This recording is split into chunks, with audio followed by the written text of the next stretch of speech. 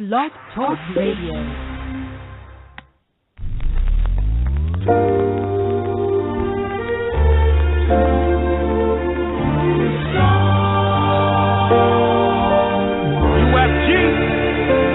Check. Shout out to Lone Star RBGs. Sahel RBG. United Front. I want to thank y'all, man. University Ave. All the support, all the love through the years. End of the road. Yeah. It's the moment's revenge. All my people. Last stop on this train. May your spirit live on forever. Train and liberation. Back to the O. Let's go. Green Dot Green. Shade Black. Irritated Genie. What up, Rock Wild? Yeah. Glorious Asiatic. Let's go, the guard truth. Yeah. All right, man, for real. Let's go. Yeah, I got so many things to say, but little time to say it. My grandmama told me that your life is what you make it. My ancestors told me human life is what is sacred. And love is something real, but not impossible to fake it. Most brothers base their life on trying to get a sister naked. Gain material possessions, manhood measured by their paper. Self-worth determined by a decimal and comma. Harder to develop honor growing up without a father. We need some body armor, but you waiting on karma to fight this wicked beast while you puffing on a scammer. You can smoke the ganja, but you can't escape your problems. Saw a brother on a train eating chains like Obama.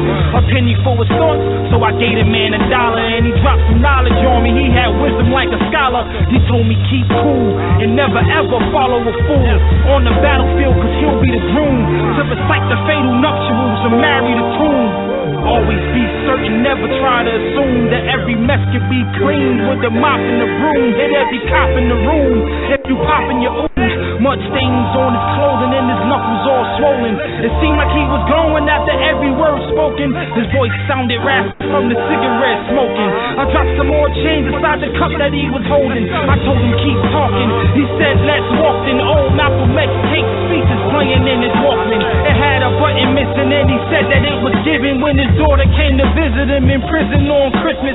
Some people kept their distance from the sense that he emitted, but they mingled with these dirty, filthy crackers. What's the difference? I asked him for his name, and his eyes showed pain like the child that's lost, searching for mommy in the rain. I'm the African they stolen, beaten, treated like a slave. I'm the African rebelling, slicing crackers with the blade. The one thrown overboard to drown amidst the waves. The one who sacrificed my life so someone else was saved. The one you keep forgetting, whose history's unwritten. I made a contribution, just hoping I made a difference. People call me Mumia, some call me Matulu, some call me Sundiata. Can't get this wisdom on YouTube. The brother who was lynched, cause some house Negro snitched. Beaten and castrated, body thrown inside a ditch. I'm the one who made the commitment, while others ride the fence to one. And he stopped short, leaving me in suspense. He pulled out the mirror, asked me, what do you see? He said, brother, I am we, you a reflection of me.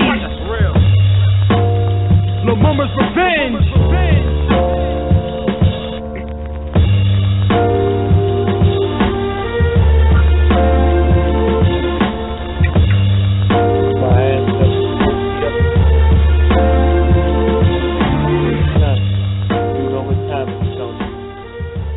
What time is that? They said it's war time. So welcome to the War Front, brothers and sisters. Glad to have you with us. This April 6, 2015, year of the white race. We working to bring their end to their tyranny on planet Earth to an end as soon as practicable, brothers and sisters. Glad to have you with us. We're going to have another outstanding program, a real serious topic tonight. Really serious topic tonight. First, want to say, let you know a little bit about this weekend we just had. This Friday evening, we were at Howard University, and the Nation of Islam sponsored a panel called "Has Integration Failed Us?" And brothers and sisters, it was an outstanding program, outstanding in terms of the fact that there was universal agreement that integration has destroyed us as a race of people, and that the only way we're going to get ourselves back together is to separate socially from the European and start doing things our own way and be self-sufficient. But we also got to fight them. We know that. And the only way to really fight them is to be separated from them, at least in as much as our thinking goes, because as long as we see them as friends and family and part of our environment as opposed to part of our competitive environment, it's going to be impossible to defend our own interests. So it was an outstanding forum. We had a lot of big-time community workers there. We had Brother Louis Ali from the South Brown Lane. Many of y'all brothers and sisters remember the brother. He's been on Warren Horizon for a few years, and the brothers out here doing great work with the Hot Black Coffee Party all around the country, taking this show on the road. How his integration failed us. It's an outstanding program. Did it first in Baton Rouge, Louisiana. It went fantastic. And last night it was done Friday night it was done at Howard University. Outstanding as well. Then the next one will be in Jackson, Mississippi. And the people are responding. So we're going to work to get that thing put up on YouTube and on the internet within a couple of days so that you can go ahead and watch it and see it.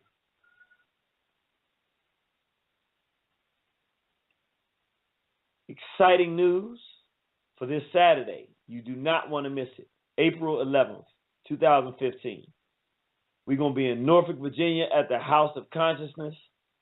Most of you are familiar with the House of Consciousness down in Norfolk, Virginia. Let me just let you know, brothers and sisters. Let me get the address. 633 West 35th Street, Norfolk, Virginia. Honestly, after looking at this thing hard and really going through this discussion, I think that on the horizon, I believe that we have some of the best body of work for the contemporary. Matter of fact, I believe for the contemporary environment and what we face as the race of people, that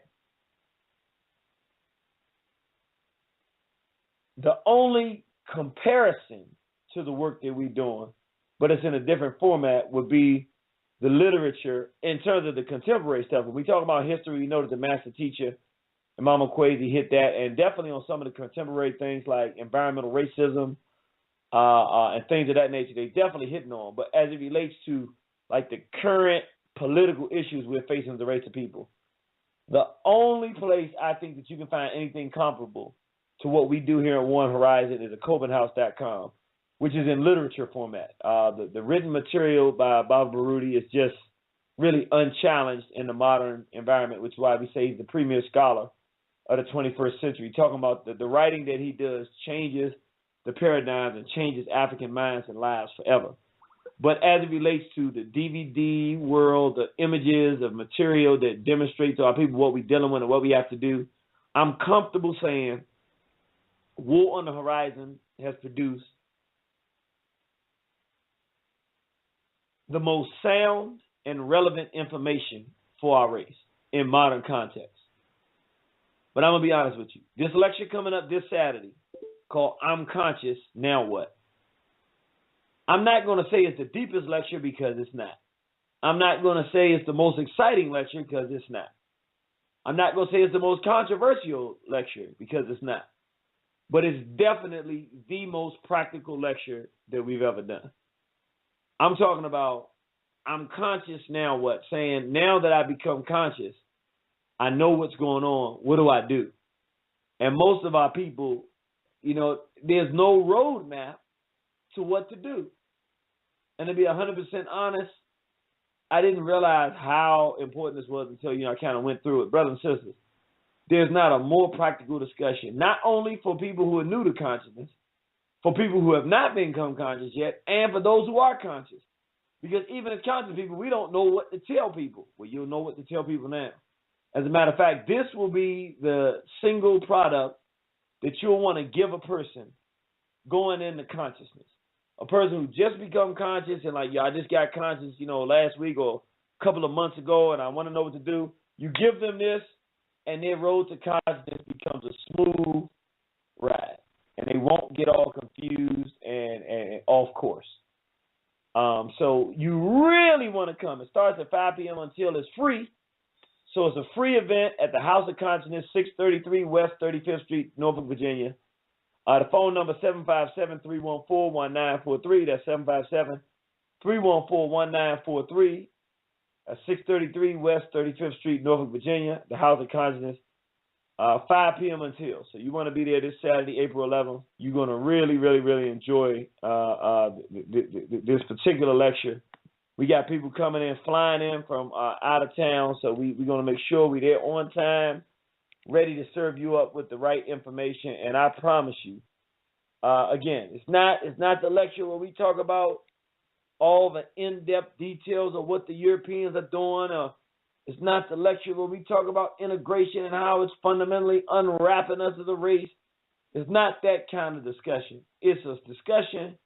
First, we're going to talk about what is consciousness, because it just becomes very clear to me that we do not have a working, practical definition of what consciousness is, and that devastates our ability to have conversations about consciousness and expectations. We don't even know what we're talking about. That changes.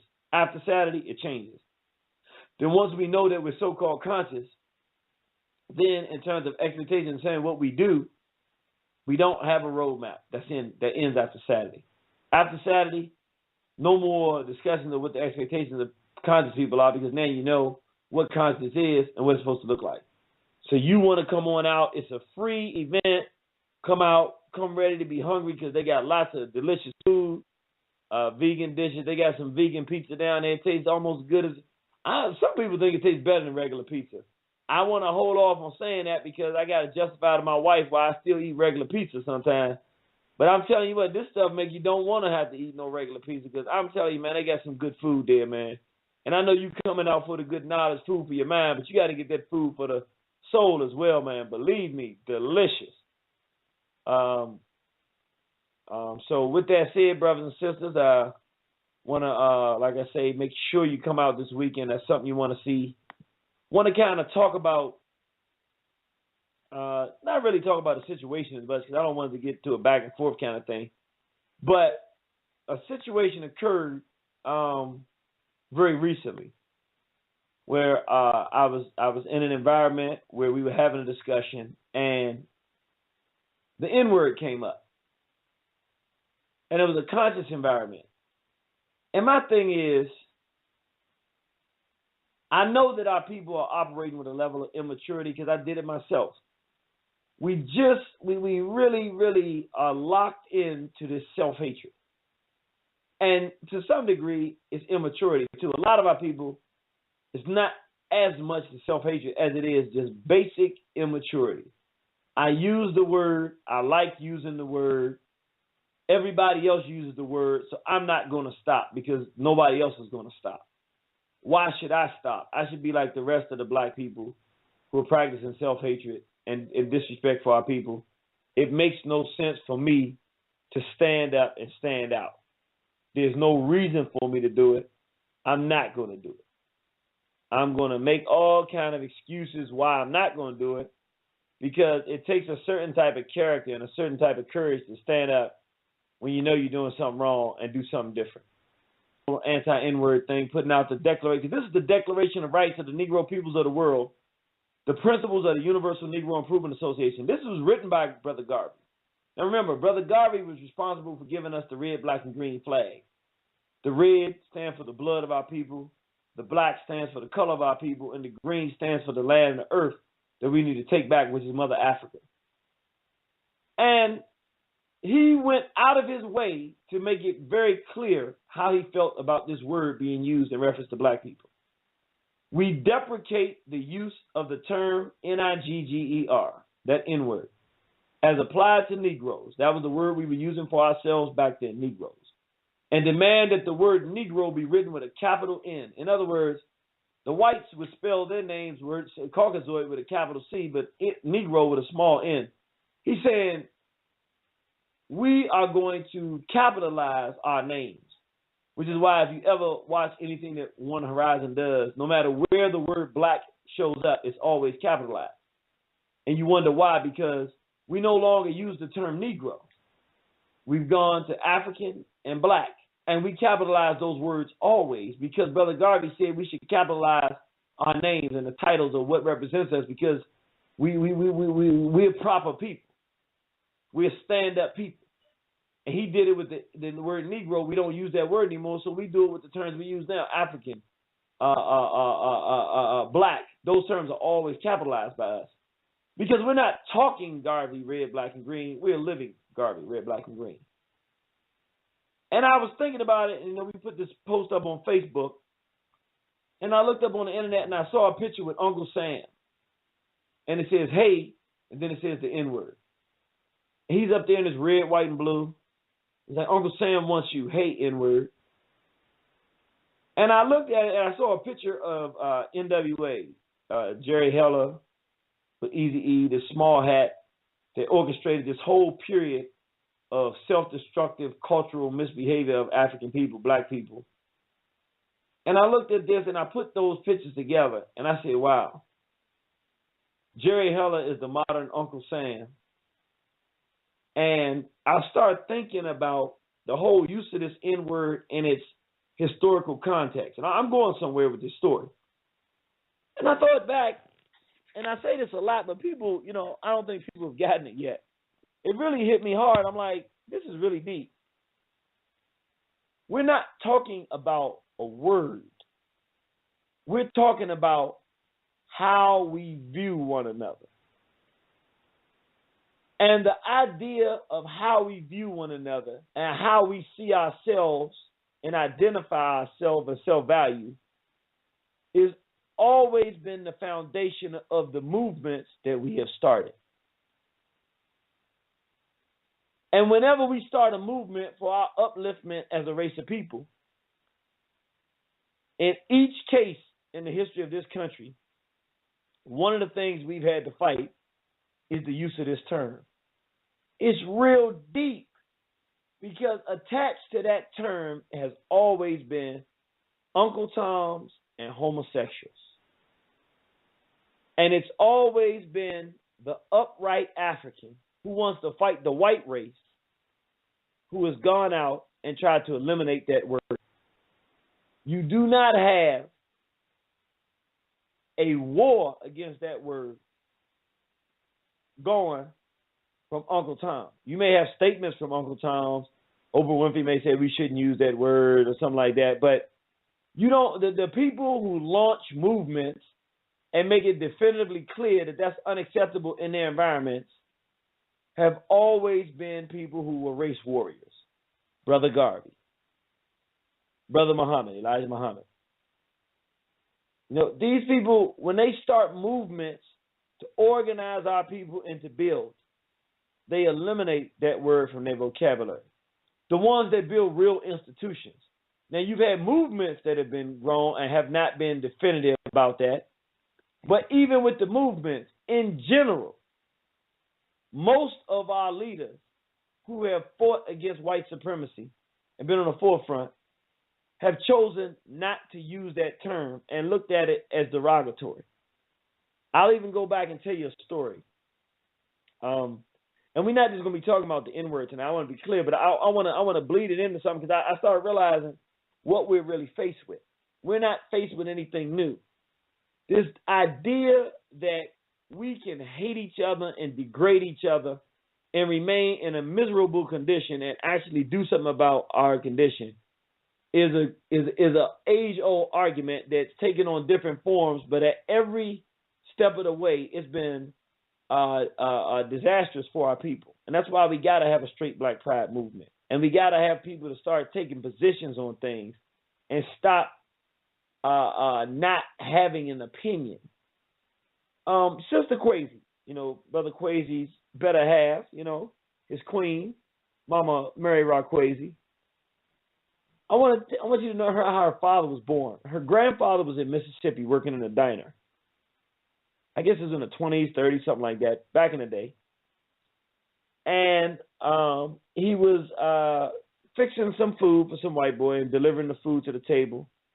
And somehow, the cracker got out of wits, and called the brother the N-word.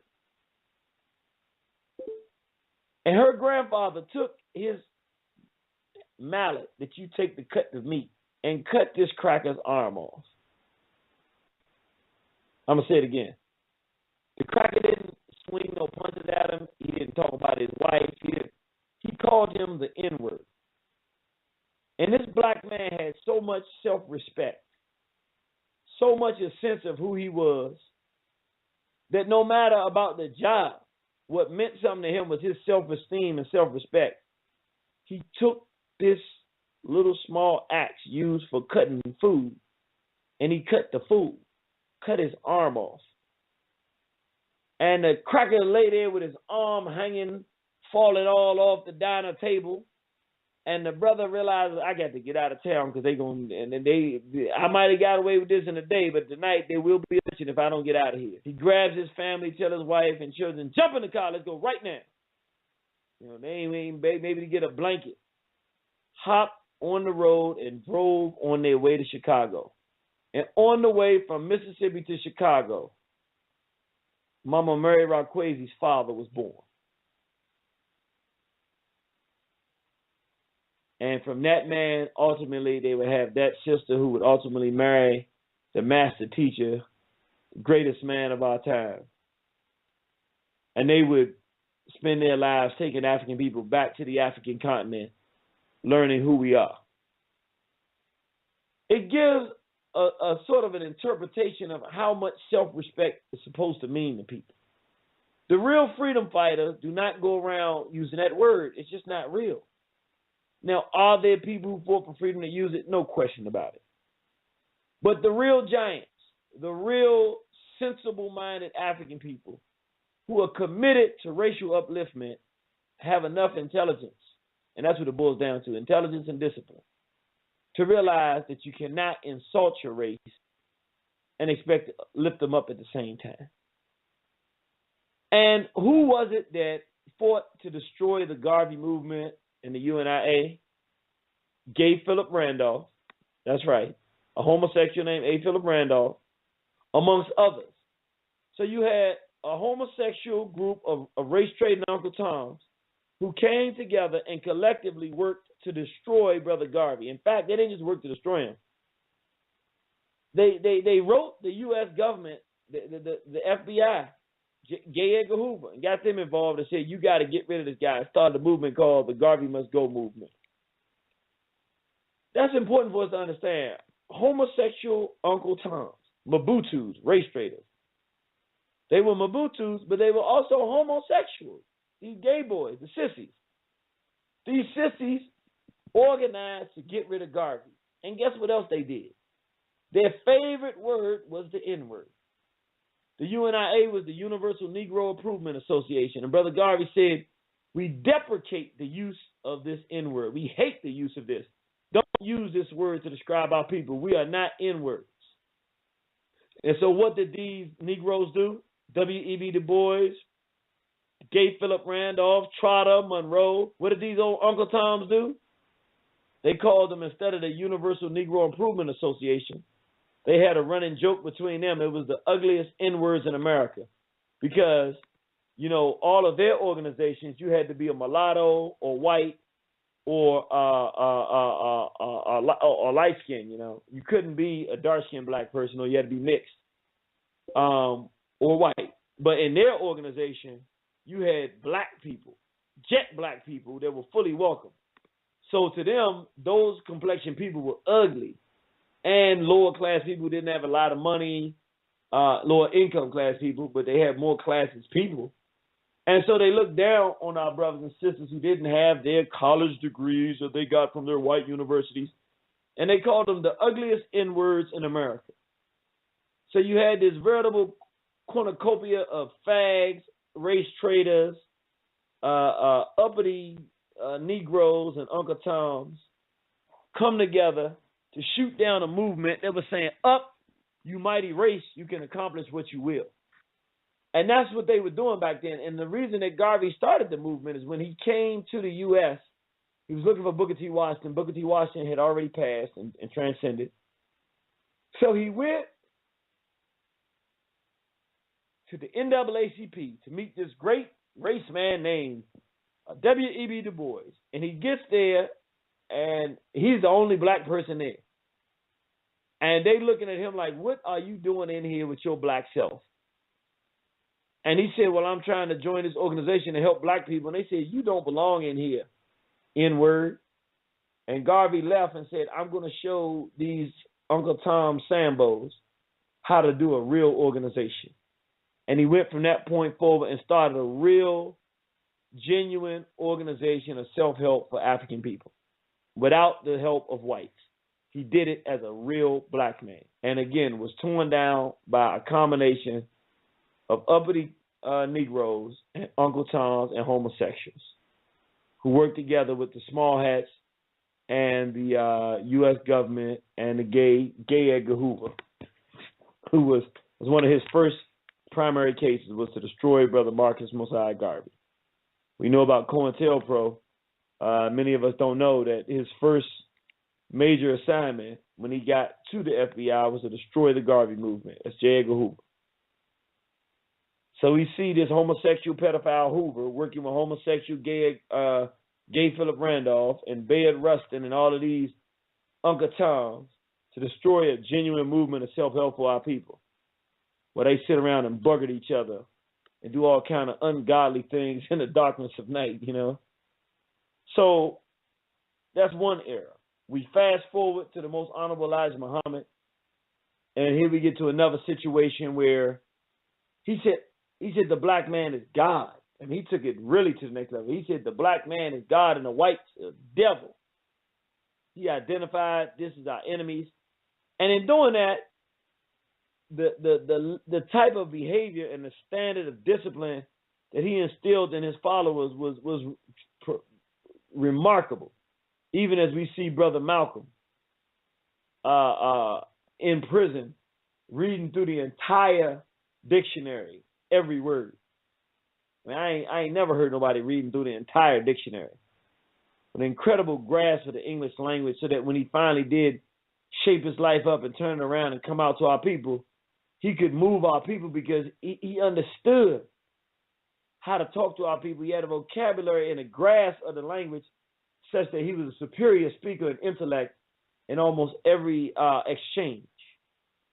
So we see a brilliant man able to connect with our people to help swell the ranks of the Nation of Islam, because he was talking about the upside of us as a race, not trying to demoralize and talk down to our people.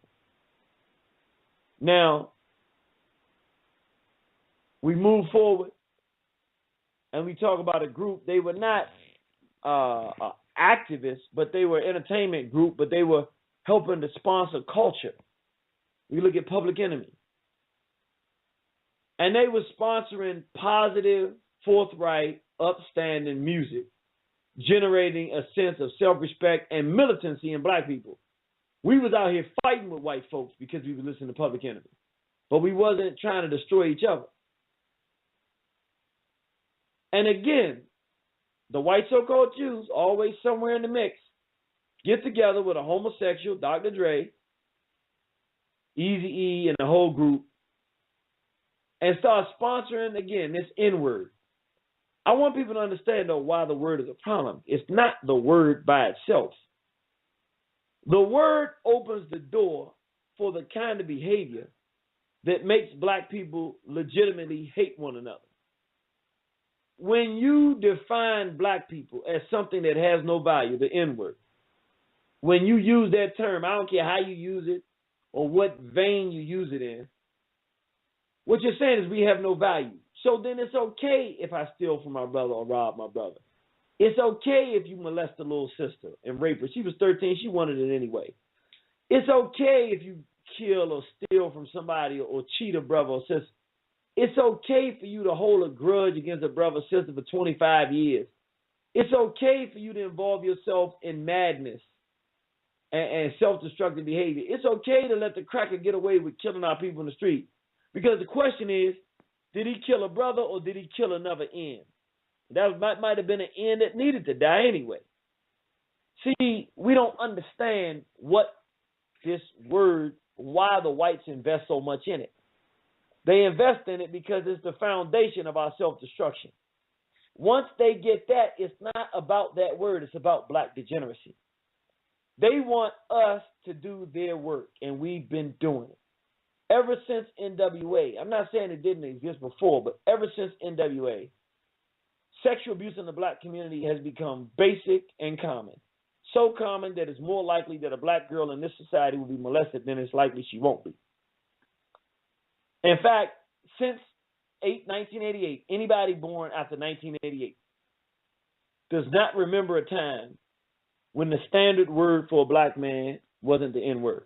They don't even know a world where that's not the standard word that we use to refer to each other.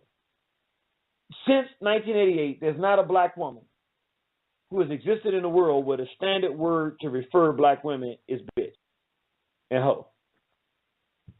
I mean, literally, if our daughters were born after 1988, they've lived in a world where their men, I'm not talking about the cracker, where their men, black males, routinely refer to them as bees and hoes. And even now, as we begin the process of developing and building consciousness in our community, I realize with 25 years of N.W.A. and that whole black degeneracy, the children of Jerry Heller, that's what we all are, whether we want to admit it or not. If you were a teenager, if you were born in 1970 or after, you are a child of Heller. Because by the time you was 19, 18, 20, you heard N.W.A. and you saw the culture change. And as a young adult, you were involved in it on some level, unless you just absolutely hated it and resisted it, which most of us didn't do. We fell into it on some level. You remember sitting back, rolling down the street, smoking Indo, sipping on gin and juice. Now, why could you do that? You forget that just some few years earlier, the same group, N.W.A., had expressed itself, and Dr. Dre said, I still express, I don't smoke weed or cess, because it's known to give a brother brain damage, and brain damage on the mic don't manage nothing but making a sucker and you equal. Don't be another secret. Express yourself. Well, what happened? Once you call yourself an N-word, you've taken away the value of brothers. Once you talk about, when me and my posse stepped in the house, all the punk ends start breaking out. So they know what's up. So we start looking for the bees with the big butts, like her, but she keep crying. I got a boyfriend, B, stop lying. Dumb hooker ain't nothing but a dyke. Suddenly I see some ends that I don't like, walked over to him. I said, what's up? The first end that I saw hit him in the jaw. Ren started stomping him, and so did E. By that time, got rushed by security. I'm out the door, but we don't quit. Ren said, let's start some. I got a shotgun, and here's the plaque. I'm taking ends out with the flurry of buckshots. Boom, boom, boom. Yeah, I was gunning. And when you look, all you see is ends running and falling and yelling and pushing and screaming and cussing. I stepped back and I kept busting. Then I realized it's time for me to go. So I stopped, jumped in the vehicle. It's like this because of that hoot ride. N.W.A.'s wanted for a homicide. I'm the kind of N that's built to last. F with me, I put a foot in your... I don't give a F because I keep bailing. Yo, what the F are they yelling? Gangster, gangster.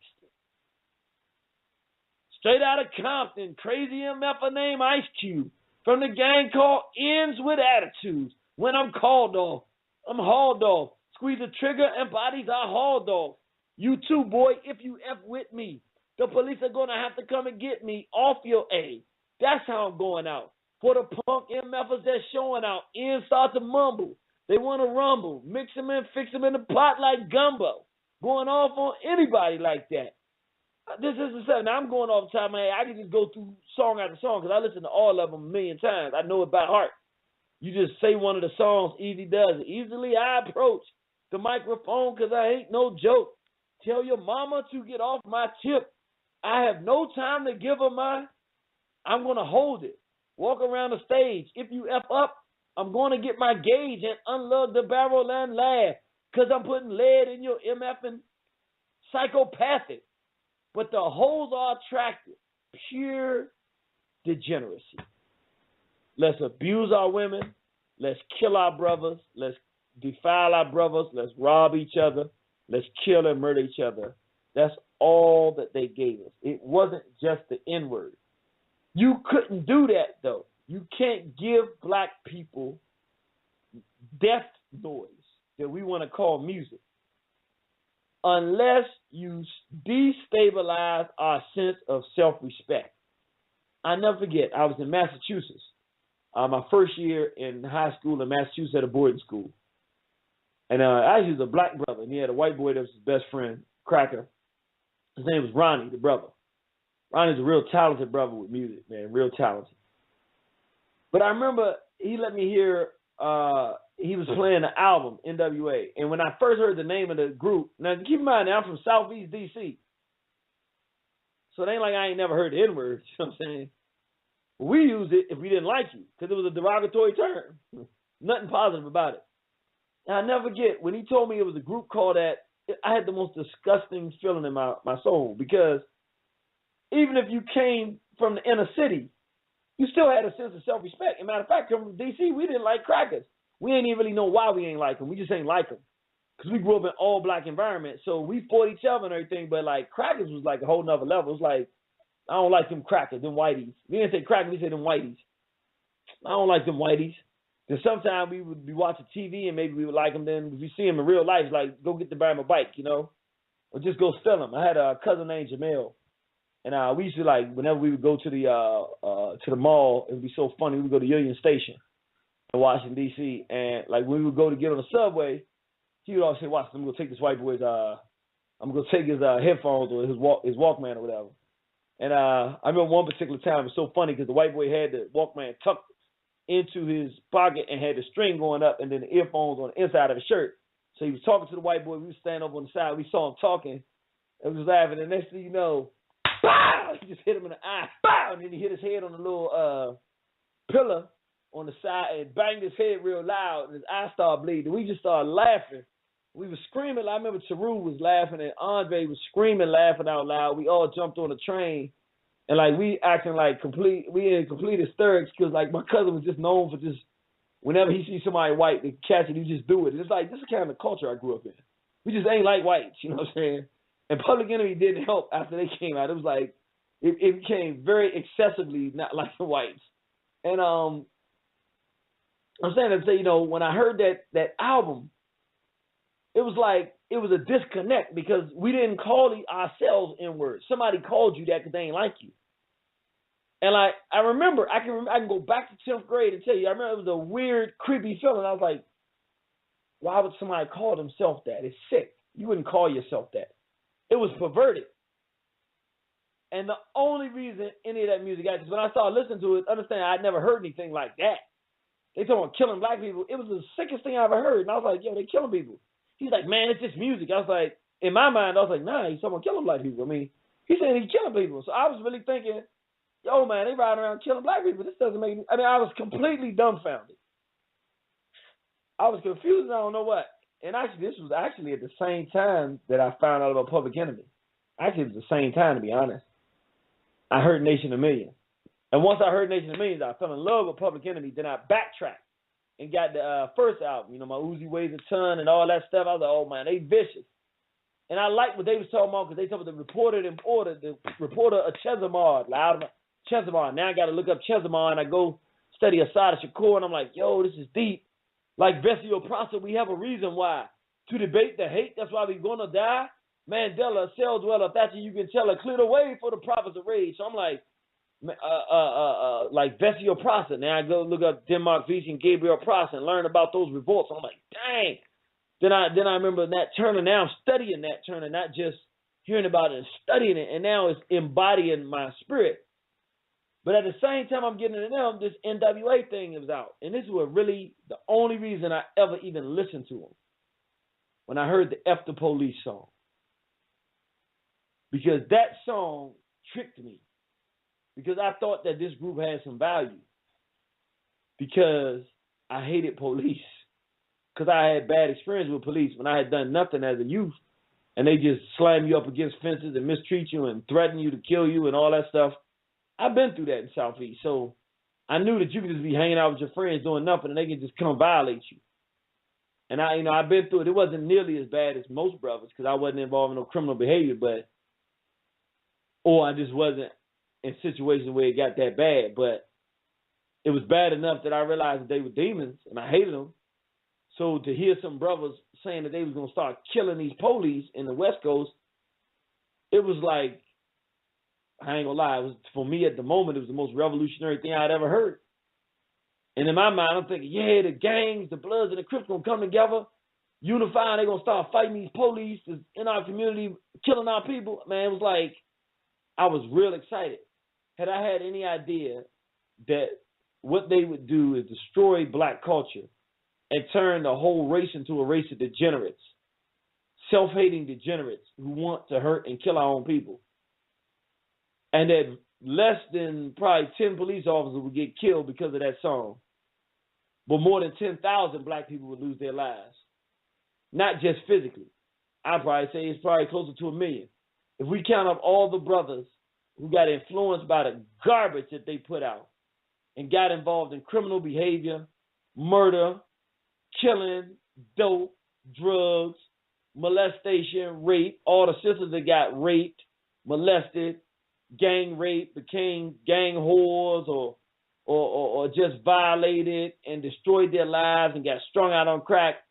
All of the black people who suffered and destroyed their lives or had other lives destroyed because this group came out and infected our people with demonism. We can't count the number. Pigs died because of the F the Police song. If 10 got killed, we lucky. We got duped. And I can tell you, as a major participant in black degeneracy, mostly yesterday, but I still ain't perfect today. I mean, I can honestly say I went from being a decent dude to a degenerate. I mean, I can say it. I'm not here pointing the finger. I became a big-time degenerate. Black women was a pair of legs with a hole in the middle of it. That's all they were, bees and hoes. Even though I didn't use the language as much, that's what I thought. And even to this day, I'm a married man with children. I still combat the impact they had on my mind looking at black women. I mean, I'm keeping it real because I didn't think that way before. Matter of fact, I was probably somewhat of a sucker before. I didn't, know how treacherous women could be, so I kind of had black women on a pedestal, maybe a little more than it should have been, maybe it was a little unrealistic, but I never had to go the direction. It didn't do me any good. It didn't benefit me whatsoever to go from looking for a girlfriend to looking for a female for the night. It didn't benefit me in my life at all. If I could have it to do all over again, I wish none of those guys would have ever been born, man.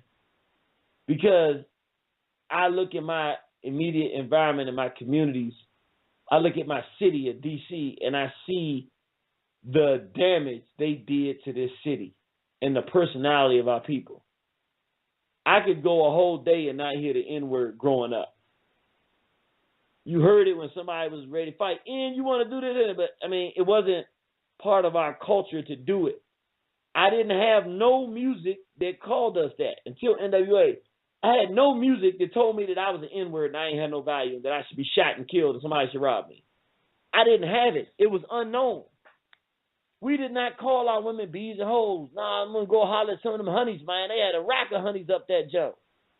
Our women were looked at as something positive. They was honeys. Man, I seen this bad honey up that jump. Man, this honey dip was banging, man. She was bad. We used to say the honeys with the bunnies. I don't even know what the bunnies is, but I went with it. You know what I'm saying? The honeys with the bunnies. Oh, my God. That's how we used to rock it. That's how we used to play the game, man. We actually valued our women. Like, they were valuable things. Like, and the women had the power because, especially in D.C., if you ain't had no rap, you couldn't get them.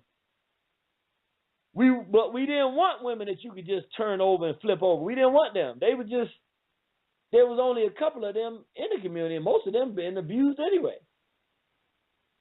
It wasn't like that was the standard where black women walked around looking like whores and trashy. We could not have had a Nicki Minaj during my time because all of us would have said she's a dirty whore, and the men wouldn't have wanted her around. Now, they might have asked her to come around the corner to talk to her for a minute and try to do more than talk, but they would have never wanted her out in public. Nobody would listen to her. We had a certain sense of self-respect. I never forget when it's a sister, very prominent, makes a lot of money, goes around the world traveling. I know the sister. Hardcore feminist, though. I've been working on her for years. But I was talking with her, and Nicki Minaj had come out. And hold on. Tell mom I'm on the radio. Got children sometimes. You know how it works, brothers and sisters. He want to let daddy know dinner's ready, but daddy can't eat right now. Daddy got to do work. That's all right, though. He's 2 years old, but he's doing his job. I like that dude. Oh, man. It's beautiful having children, brothers and sisters. It really is. What was I saying? Oh, yeah, you couldn't have had a Nicki Minaj. You couldn't have had that kind of degenerate behavior because the women wouldn't have tolerated it. The men wouldn't tolerate it, and we didn't have that kind of ethic where we wanted to be low-lifed. We didn't want to be low-lifed. I was telling people when we were on this forum this weekend, when I grew up in Southeast, and a lot of y'all live in different parts of the country, I've had people tell me the same thing. If a boy called a girl a B, if he said that, it was going to be a fight. She was even calling her brothers or uncles. Sometimes I done seen with my own eyes a sister walking and a brother say something negative to her, and the dude that ain't even know the chick would drop his book bag and say, nah, Slim, nah, that's disrespect. You ain't supposed to talk to her like that. Man, mind your business. What? And Bama start wrecking because he disrespected a girl. And then somebody come break it up. Nah, he over here disrespecting her. He don't even know the chick. That was just how brothers was. It's like, nah, we ain't having that. That could be my sister, Slim, nah. And it was like our aggression was like different than it is now. We wasn't a bunch of self-hating, degenerate lowlifes. I know I became one, so I can tell you the transition. We wasn't like this. Like, we didn't want to see our women defile themselves. I remember growing up, a dude came to me. I was probably in 5th grade. I was leaving Biz. I lived in Marbury Plaza, so I had to catch the W2 then the 90s. Sometimes we walk all the way, but other times we catch the W bus then the 90 bus. Me and Rob would do that. So this time Rob wasn't with me. And it was this dude, he was walking.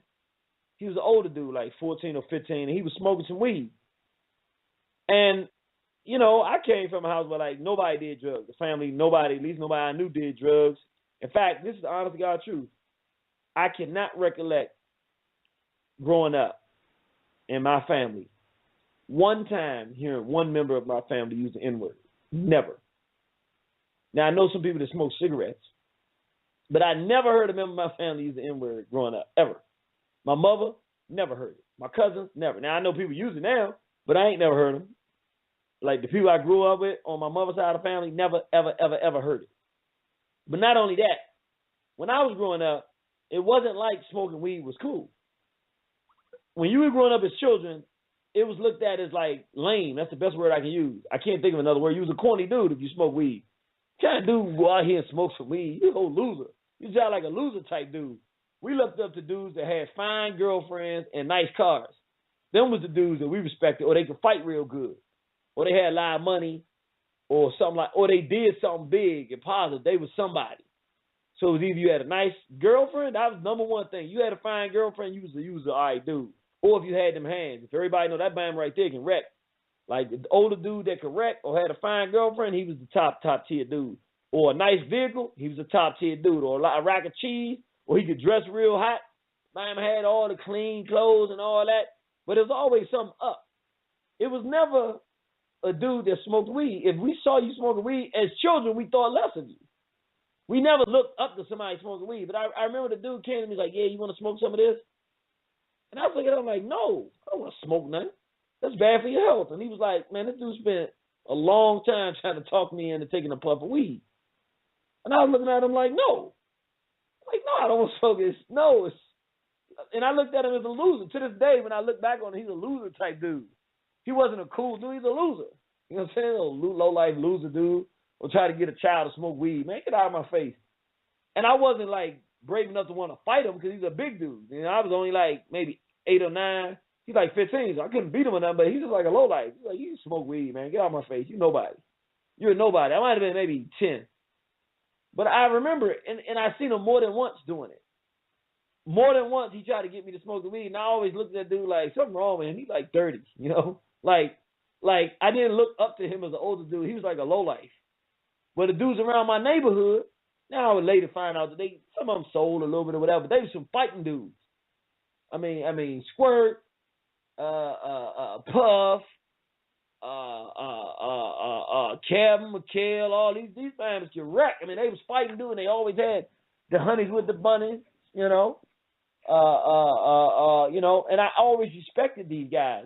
And I know that some of them smoke, but I never, they ain't do it out in public. I'm saying to say that this thing has done a great deal of problem for us. The whole culture that we participate in now is degenerate.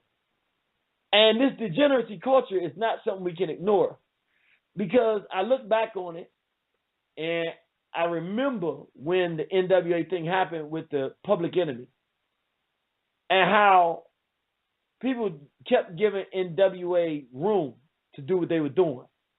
And then after a certain time, Tupac kind of converted from kind of being a little more positive and conscious with his stuff to real degenerate.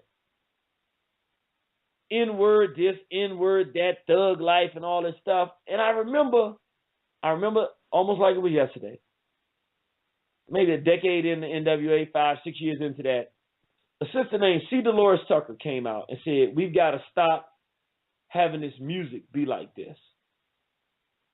She said the record industry and these white Jews, white so-called, these small hats, are financing our children to debase our women and girls, and it's unacceptable. And I never forget, man, Tupac came out with a song, and he said, see Dolores Tucker, I got your legs wide open. And this was an elder in our community. And I never forget when he was going against C. Dolores Tucker, at first, I was on Tupac's side.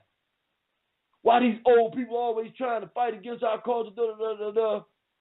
But I never forget when I read an article, this was back then, so it had to be 95 or 96 because the internet had come out. And I was searching on the internet and I looked up C. Dolores Tucker. I don't remember exactly what year it was. And I read an article where she said that she explained her position. She never came down on the artist as much. She said it's unacceptable that these young brothers, but she always said, are being paid and used to defile black women and insult our daughters and call them out of their names and destroy their self-esteem. And I never forget, Dr. Frances Cress Welsing had chimed in and said something to the degree that perhaps the same group of people who claim to have been burned and mutilated and defiled in Germany under the so-called Holocaust have internalized some of that behavior, and now they're financing the same kind of genocide against our people here in America subconsciously. There wasn't nothing subconscious about it. That's how them hats were. That's why they got thrown to ovens in the first place. But the point being, I never forget reading that and going, whoa, see, Dolores Tucker's right. See, Dolores Tucker even went as far as to meet with Suge Knight in jail and Tupac, and she told a story how she talked to, wow, something just hit me. Wow. She talked to, see, Dolores Tucker talked to Suge Knight, and she said, when she started explaining her position about how they shouldn't be defiling black women, Suge Knight and Tupac told her, you know what, sister? You're right, because we made this song saying once we get all the black bees, then we're going to get all the white bees, then we're going to get all the Jew bees, then we're going to get all the Asian bees. And when the crackers heard that, they made them go back and redo the song and take out the Jews. They didn't have to take out nothing else, but they had to take out the Jew bees, because the Jew females couldn't be called Jew bees. And this is real talk here. Now, I read this. I read C. Dolores Tucker, what she said, and I said, wow, ain't that deep. Ain't that deep. So now you can say whatever you want about the black women. You can even say something about the Anglo-Saxon whites, but don't say nothing about them Jew bees, them Japs, Jewish American princess. Y'all don't know nothing about that. Y'all don't know about y'all hats. Y'all don't know that hat stuff. Can't talk about the Japs. So that was real deep, because now that they were actually listening to what she had to say as opposed to disrespecting the elder who was right, they were saying, you know, this is how they set the whole thing up. And I just thought about something, man. It's real deep. I remember when he made that song, See the Lord's Tucker, I Got Your Legs Wide Open. And basically, her husband heard that. And it was affecting You know, when you got a wife, you look at her a certain way. And when somebody says something vile like that, then it just hurts the relationship, if y'all can understand what I'm saying. And it just hit me like a ton of bricks, man. You know, this clown came out here recently and called my wife a bedwench. And I'm seeing how that affects you because, you know, you don't want your wife to be seen that way. So it kind of starts messing with you. The degeneracy in our community, it becomes a problem because it becomes a war against anything that wants to build our community. You can't build nothing in a community with people that think that they N's and B's. You can't have a store. A store is not going to last when you use that kind of language because that's what you think about the people that you're servicing, and that's how you're going to treat them. And anybody that knows what I'm talking about, if you go into a black establishment, I ain't gonna say 90% of the time, a substantial percentage of the time, they treat you like they think you're an N-word. The bathrooms are dirty. Why would you clean up a bathroom and make it nice for a bunch of N-words? Ain't no toilet tissue in there. Why would you do that for a bunch of N-words? Halfway speak to you when you walk in. Why would you do that for a bunch of N-words? As long as we have in the core of our personality a level of immaturity and self-destructiveness and self-hatred, where we take that homosexual race-traded position that we're N-words, it all came from the small hats, and then we started making up these clown-like, Negro, foolish, idiotic arguments, start trying to go back to justify our degeneracy. No, I'm not saying all women are B's, just some women are B's. All women got some B in them. No, you just a damn fool. And you have no self-respect, and you got turned around like all the rest of us by a culture of degeneracy. And instead of saying, wow, I've been wrong all these years, I'm going to make an adjustment, you want to justify calling your women out their name. Nah, see, the N was the niggas. Niggas, niggas. Well, you don't say niggas, niggas. So I know you're a liar. That's not what you're saying, niggas, niggas. Besides, what does that mean? Well, it means king. Why you ain't saying, what's up, king? Nobody said they got a problem with you calling nobody a king. So 1 minute you got these clowns running around talking about niggas, niggas, that it has a historical precedent to call yourself that, which proves the point that it don't make no sense because you ain't using the same word. Negro is not the same as the N-word. Niggas is not the same as the N-word. The N-word is the same as the N-word. Nobody's telling you not to say niggas, niggas. They're telling you not to say the N-word. You say the N-word and your justification is niggas. That doesn't make sense. It's only people who don't think and want to defend degeneracy that do that. What else do you do when you do that? Then you turn around in the same breath, being a hypocrite, and say, look at the condition of our people. We ain't got no economics. You can't be nothing but an N-word. That's what you got to be, is an N-word. Well, 1 minute you was a king. 1 minute it meant God, and it was a positive thing. Now you done flipped it, and you ain't got nothing, so all you can be is a low-down N-word. Well, wait a minute. Well, I thought you just said it was a God. And these N-words, so you saying that these gods walking around, these kings walking around? Just look at the basic use of the word, and you do not use the word saying king.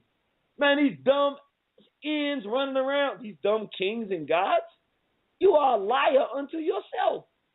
You're a hypocrite and an idiot. And you're making our children dumb. And we're making our children dumb. I mean, I participated in it. I ain't doing it no more, though. But here's the ugly part. Then we got this is where we become desecrating degenerates. We take somebody like Marcus Mosiah Garvey, who's the one that gave us the red, black, and green, the entire platform of black self-awareness, and he raised the dead.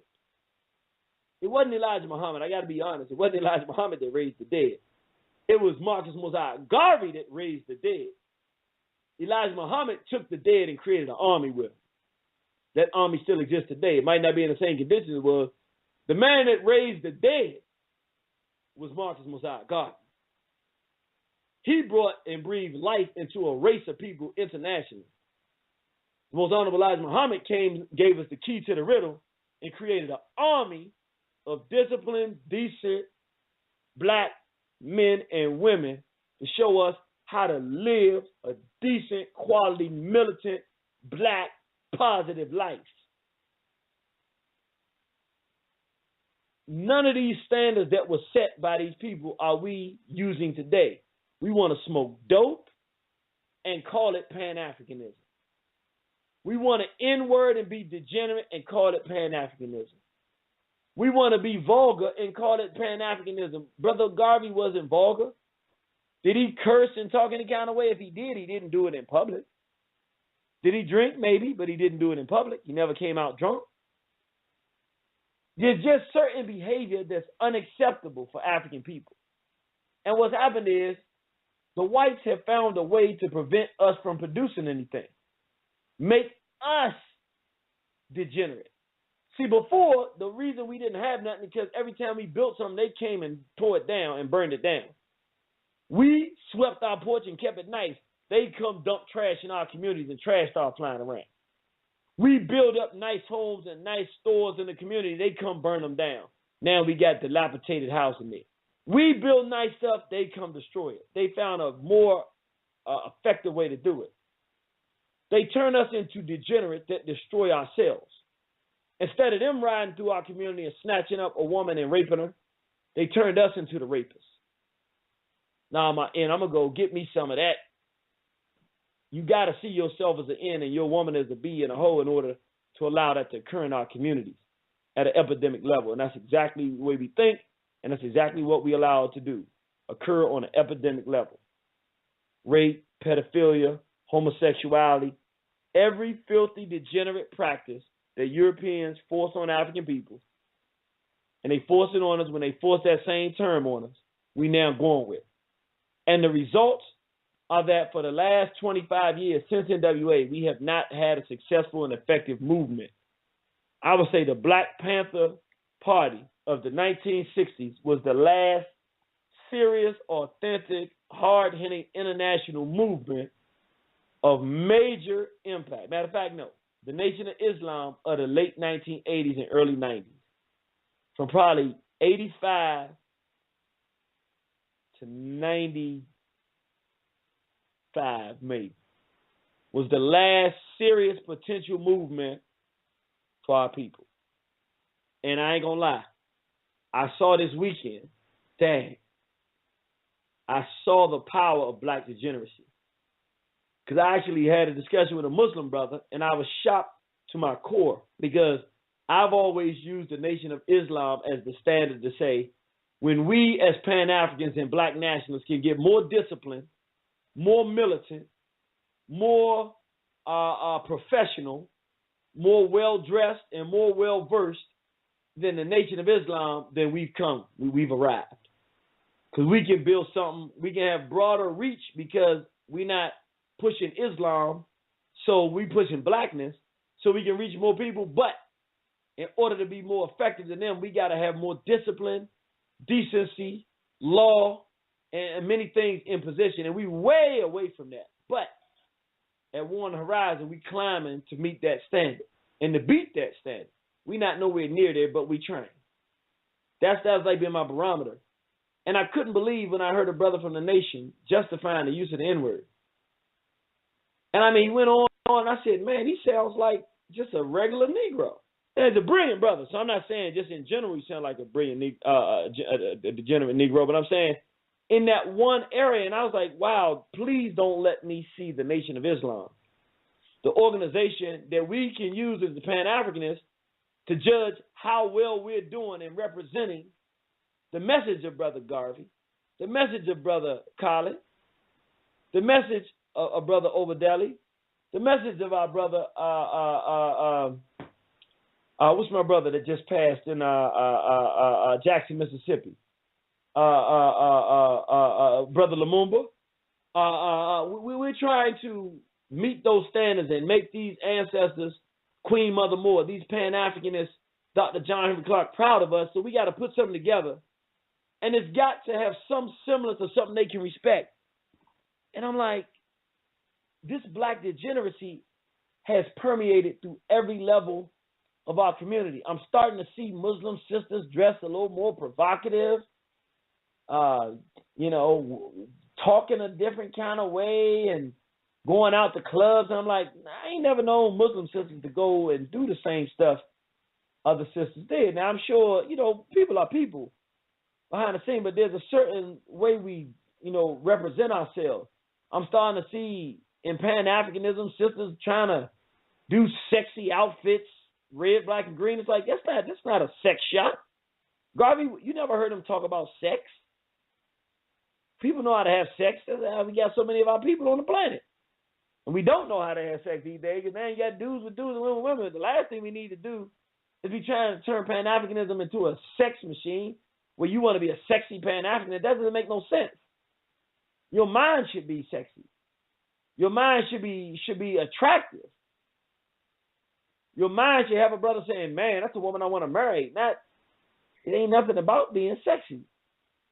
It's like the base level stuff that comes from basic Negro culture that all of us have been part of at some point is now bleeding into the highest echelon of the best standards of who we're supposed to be trying to be, which means the black degeneracy, and that includes the homosexuality, just degenerate and scum-dwelling behavior. Why is it that in 1985 you couldn't have had a bunch of faggots walking around and been comfortable? Because we wasn't N-words. We were black people. And when you're a black man and a black woman, your standards are higher. When you use that word, you don't have no standards. You saying that your race don't have no value. You don't have a standard. That's why you use the word and then, oh, well, I ain't mean it like that, but no, I know exactly what you mean. You mean our people have no value. So now you just justify anything that our people do or anything that we say or do about it. And now our people just are falling into complete degeneracy. I watched a thing on Common. Common was on one of these cracker shows. I can't keep up with all these cracker shows. Some talk show with some Peckerwood. And he starts talking about how essentially if we start forgiving the white folks for the crime they committed against us, then it'll repair the situation. It's time to forgive what the white folks did. We got crackers killing black children in the street right now. Whites going around the world with very in-depth plans of devastation and racial genocide against African people. And some foolish Negro rapper gets on TV and starts talking about forgiving and loving some crackers. Just a degenerate. Some other rapper. Look, I'm being honest. When you talk about loving crackers, you are a degenerate. And everybody that talked about loving crackers was degenerate. Martin Luther King, I know we try to give him a lot of love, but he was running around with a faggot, bed resting, who helped, who didn't like Garvey, who helped try to destroy the Nation of Islam, who helped try to destroy the Black Panthers, who helped try to destroy every black self-help organization he could, who ran through the bottoms of many young males as he could, and ran around, and Martin Luther King running around with this dude. Martin Luther King, and again, I'm not talking about his personal behavior. I'm talking about on the front. He's running around the country in public with people with a faggot in 1950s and 60s. Ain't nobody running around with no faggot back then because we wasn't N-words. But this degeneracy has gotten so deep within our culture, now we don't even know what consciousness means and what it looks like. Our people would accept a rapper as being conscious. And he called them black people N's and B's.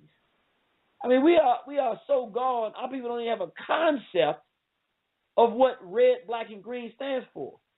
It's like, I'll be honest with you, this whole, I'm getting real confused. I don't know what RBG is no more. When I heard RBG, I was thinking, wow, this is red, black, and green, and some of the brothers and sisters from the street is taking up the red, black, and green and coming out here and saying we got to fight for our people. It excited me. Now when I look at it, it just looks like a bunch of people that want to smoke dope and grab their crotch and talk about ends and say, I mean, they very seldom say cracker. And again, I don't know all the RBG, so some of the brothers and sisters that represent RBG that's in the street working for our people, help me out here. I'm not talking about you per se. I'm talking about the image I see. I just see a bunch of dope heads, a bunch of weed smoking, a bunch of N-wording, and very little work being done. Now, I'm definitely not saying there ain't no brothers and sisters calling themselves RBG doing the work, because, hey, Brothers Keeper said they RBG, and they doing work. Sister Jacera, RBG, they doing work. I mean, she got the RBG anthem, but I'm saying that's not the image I'm seeing. I'm saying that people think that you can come on a post or talking to our people and N-word, and you're not RBG, you're just a Negro. You just bring a street. You're supposed to bring people from the street into the RBG, not bring the street into the RBG. Then it ain't RBG no more. It's not red, black, and green. Red is for the blood of our people. It's been shed. And the blood we got to shed of others to get free. Black is for our race, to remember who we are, not to be out here in this integrated relationship stuff. Got some rapper, Kendrick Lamar, people trying to say it's conscious, running around with some funny. I don't know what she is. She ain't black. She ain't got no black mama and father, so I don't know what the hell she is. And our people so confused, thinking that ain't black. A black man is only supposed to be the black woman. You do anything else, you being degenerate. Get back to rightness. And our people don't have standards no more. You can walk around and talk about Amos Wilson and got a white female in your arms. Shut up. You race traitor, you a degenerate. Sleeping with animals into this bestiality. I can't understand it. All these beautiful black women going around and you want to lay down with an animal. And then got sisters running around with natural hair, laying down with beasts, serving the beast, making him feel good. He got him a old black, he want a real jet black one too, with the old natural coarse textured hair. He ain't got him no horsehead devil, the swamp donkey. No, he got a would have been goddess turned bent over tramp, laying down with the devil. I mean, we just degenerate, and nobody will say anything. I mean, honest with you, it gets tiring. I think people think that Irritated Genie, you always starting stuff. No, ain't nobody else starting nothing. I mean, you mean really we got to debate whether or not you can be a Pan-African and date outside of your race? I mean, I look around at these black folks that say they want to be part of a movement to do something for black folks, and they ain't got no black woman. Yeah, it's different if the brother's single or the sister's single and the man, but they got some foreign outside race, and they talking about they trying to help our people. And our people buy that. Then you got lesbians and faggots. I mean, we had a conference down we had a so-called Warriors conference down in Florida, and had a daggone promosexual trying to be in charge of the thing that invited a faggot to the conference to try to, because the position was, I'm too anti-gay, so that means I must be gay. So she going to invite a faggot to see if he can push up on me. Man, that dude almost got his head cracked. I'm walking in and I see this, it's like near the end of the thing, and this flaming faggot dude, like, man, he was a humongous fag too. This is a big faggot. They making like supersized faggot. This is a supersized faggot. I was like, yo, is that a faggot? And my brother was like, my folks was like, yeah, man, I think the dude, he gotta be a faggot. Matter of fact, we couldn't tell if it was a male or female. We like, what the hell is that? So I went and told a couple of the brothers. I was like, and it was so much wild stuff going on. I couldn't really, like, if everything was right. I said, what the hell is this faggot doing here? I probably stepped to him and say, son, bounce. You know what I'm saying? I'd have done something, but it was like, it was so much stuff going on, I was confused. So, like, it's all this stuff going on I ain't used to under no so-called Pan-African environment. So I'm like, I know the dude's a fag. So then I tell the brothers, and a couple brothers go check and they say, well, they up there saying he ain't a fag, but he sure look like a fag to me. So the fag comes in at the end of the conference, start mingling around. I mean, this is a giant fag, brother. I'm not making this up. I mean, this is a humongous fag. Like, it's like jolly fag, giant fag type. I mean, this is like he had to be like 6'4" and maybe 250 or something. It's a big old gigantic Sasquatch fag. Like with makeup on. It's a weird looking fag. I mean, I was like, you gotta be kidding me. So this faggot walking around, and I'm like, nobody's uncomfortable. Am I the only one? So I ain't even gonna lie to you. I'm gonna be 100% honest. This is not my standard.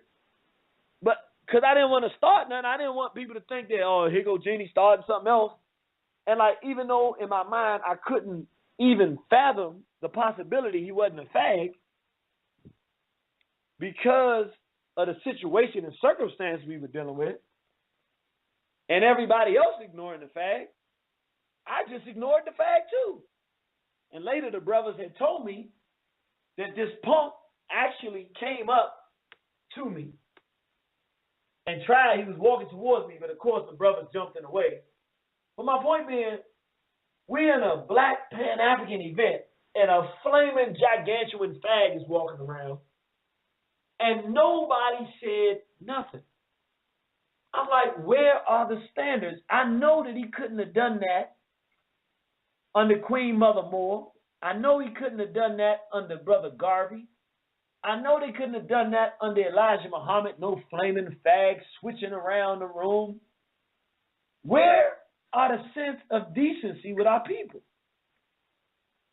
It feels like the whole entire sanity of our people has disappeared.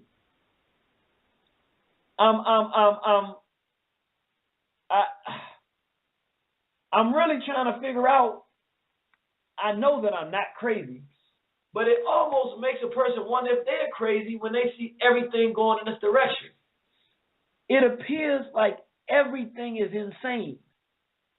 Like in the Pan-African community, so-called, the conscious community, I'm literally convinced that people no longer know right from wrong. I'm not even talking about sophisticated Dr. Clark analysis or Amos Wilson psychology, or do you understand the cradle, the cradle of Diop? I'm talking about 60-year-olds, 65-year-olds. I got to debate whether or not we should call ourselves N-words. I'm like, how the hell does that happen? How do I have to correct elders, people my age, youth, people to the right, people to the left? What I'm trying to figure out is war on the horizon, and I hate to say it this way, but are we the only sane group of Africans who are trying to do something? I mean, we got a situation where I do not know one person at this point in time that has not been affected by this homosexual war. I mean, like, now, in 1997, when I was talking about this stuff, people thought I was a complete nut. Nobody thinks I'm a nut now. Okay, that's fine. But when we start talking about it, it's only still a few people that are saying anything. And people ask me, well, Jenny, don't you think you're homophobic? I'm not the homophobe. All the rest of y'all suckers out there that's scared to say something about these fags. Y'all the homophobes. Yeah, y'all is homophobic. Y'all are homophobic. The brother, I saw the brother at an event recently. He said the homophobes the ones scared to talk about these fags. Scared you're going to lose your job. Scared this, that, and the other. And you can lose your job saying something about a fag, but you can't call me a homophobe. I mean, I'm trying to help our people fight this. I mean, we got folks burning down businesses in East Africa, and we got people preparing to get organized to run the fags out of Africa. We working our talk. We ain't just talking. I mean, we fighting the fags. We very overt about we're anti-gay, anti-homosexual. We against sick, sexual, degenerate misbehavior. And I'm like, everybody's affected by it, but very few people got anything to say. Just a bunch of homophobic people, scared to death of fags. When did Pan-Africanism be marked by you being scared to talk about what's relevant today? How can you have a Pan-African discussion or black nationalist discussion and people come out to talk about building something and all your children turning gay as hell and nobody talks about that issue that's right there in front of us? In fact, even worse, you got faggots sitting there, and sometimes faggot on the microphone one talking. As if you can have a nation with faggots, a black, healthy nation with faggots. I'm not talking about our brothers and sisters in the street that are lost and don't have no influence. I'm talking about so-called Pan-Africans. How you get up in front of a group of black people and you represent Pan-Africanism and black liberation, and you start using the N-word? How do you do that? How do you do that and no elder checks you? So-called elder. I'm starting, I don't want to sound like some folks out here, but I'm starting to question the whole premise of elder too. It's like, how do you be an elder and you allow complete wickedness and lawlessness to exist right in front of your face? And I'm looking at it like, I can't do it. I mean, Genie man, I know you're trying to do the straight black pride thing. So, you got to stay away from things. And believe me, the beginning of the year, I said, I'm going to try to do it. I'm not talking about nothing else. I'm staying out of it. Let's just build this movement. But I realized something. The Black Degeneracy movement in 1988 was marked by N.W.A. The small hats latched onto it, and they destroyed everything we could build from that time to now. We built nothing. And we can't build nothing because we think we N-words, bees, hoes. We got people raping our children. We got two generations of girls who don't know a time when then men didn't call them bees and hoes. And then got fools running around. All of us men are fools, arguing and talking about the condition of our women. Really? You mean the ones we call bees and hoes? That we allow every song that comes out to classify them as bees and hoes? Oh, you saying that they not acting right and they not good women for us? Really? Wow. I wonder what the heck has happened. I can't understand why that is. Okay, so she's a bee and hoe from the time she's born to the time she's 25. Then we wonder why we can't get along with her now. And she acting crazy. Really?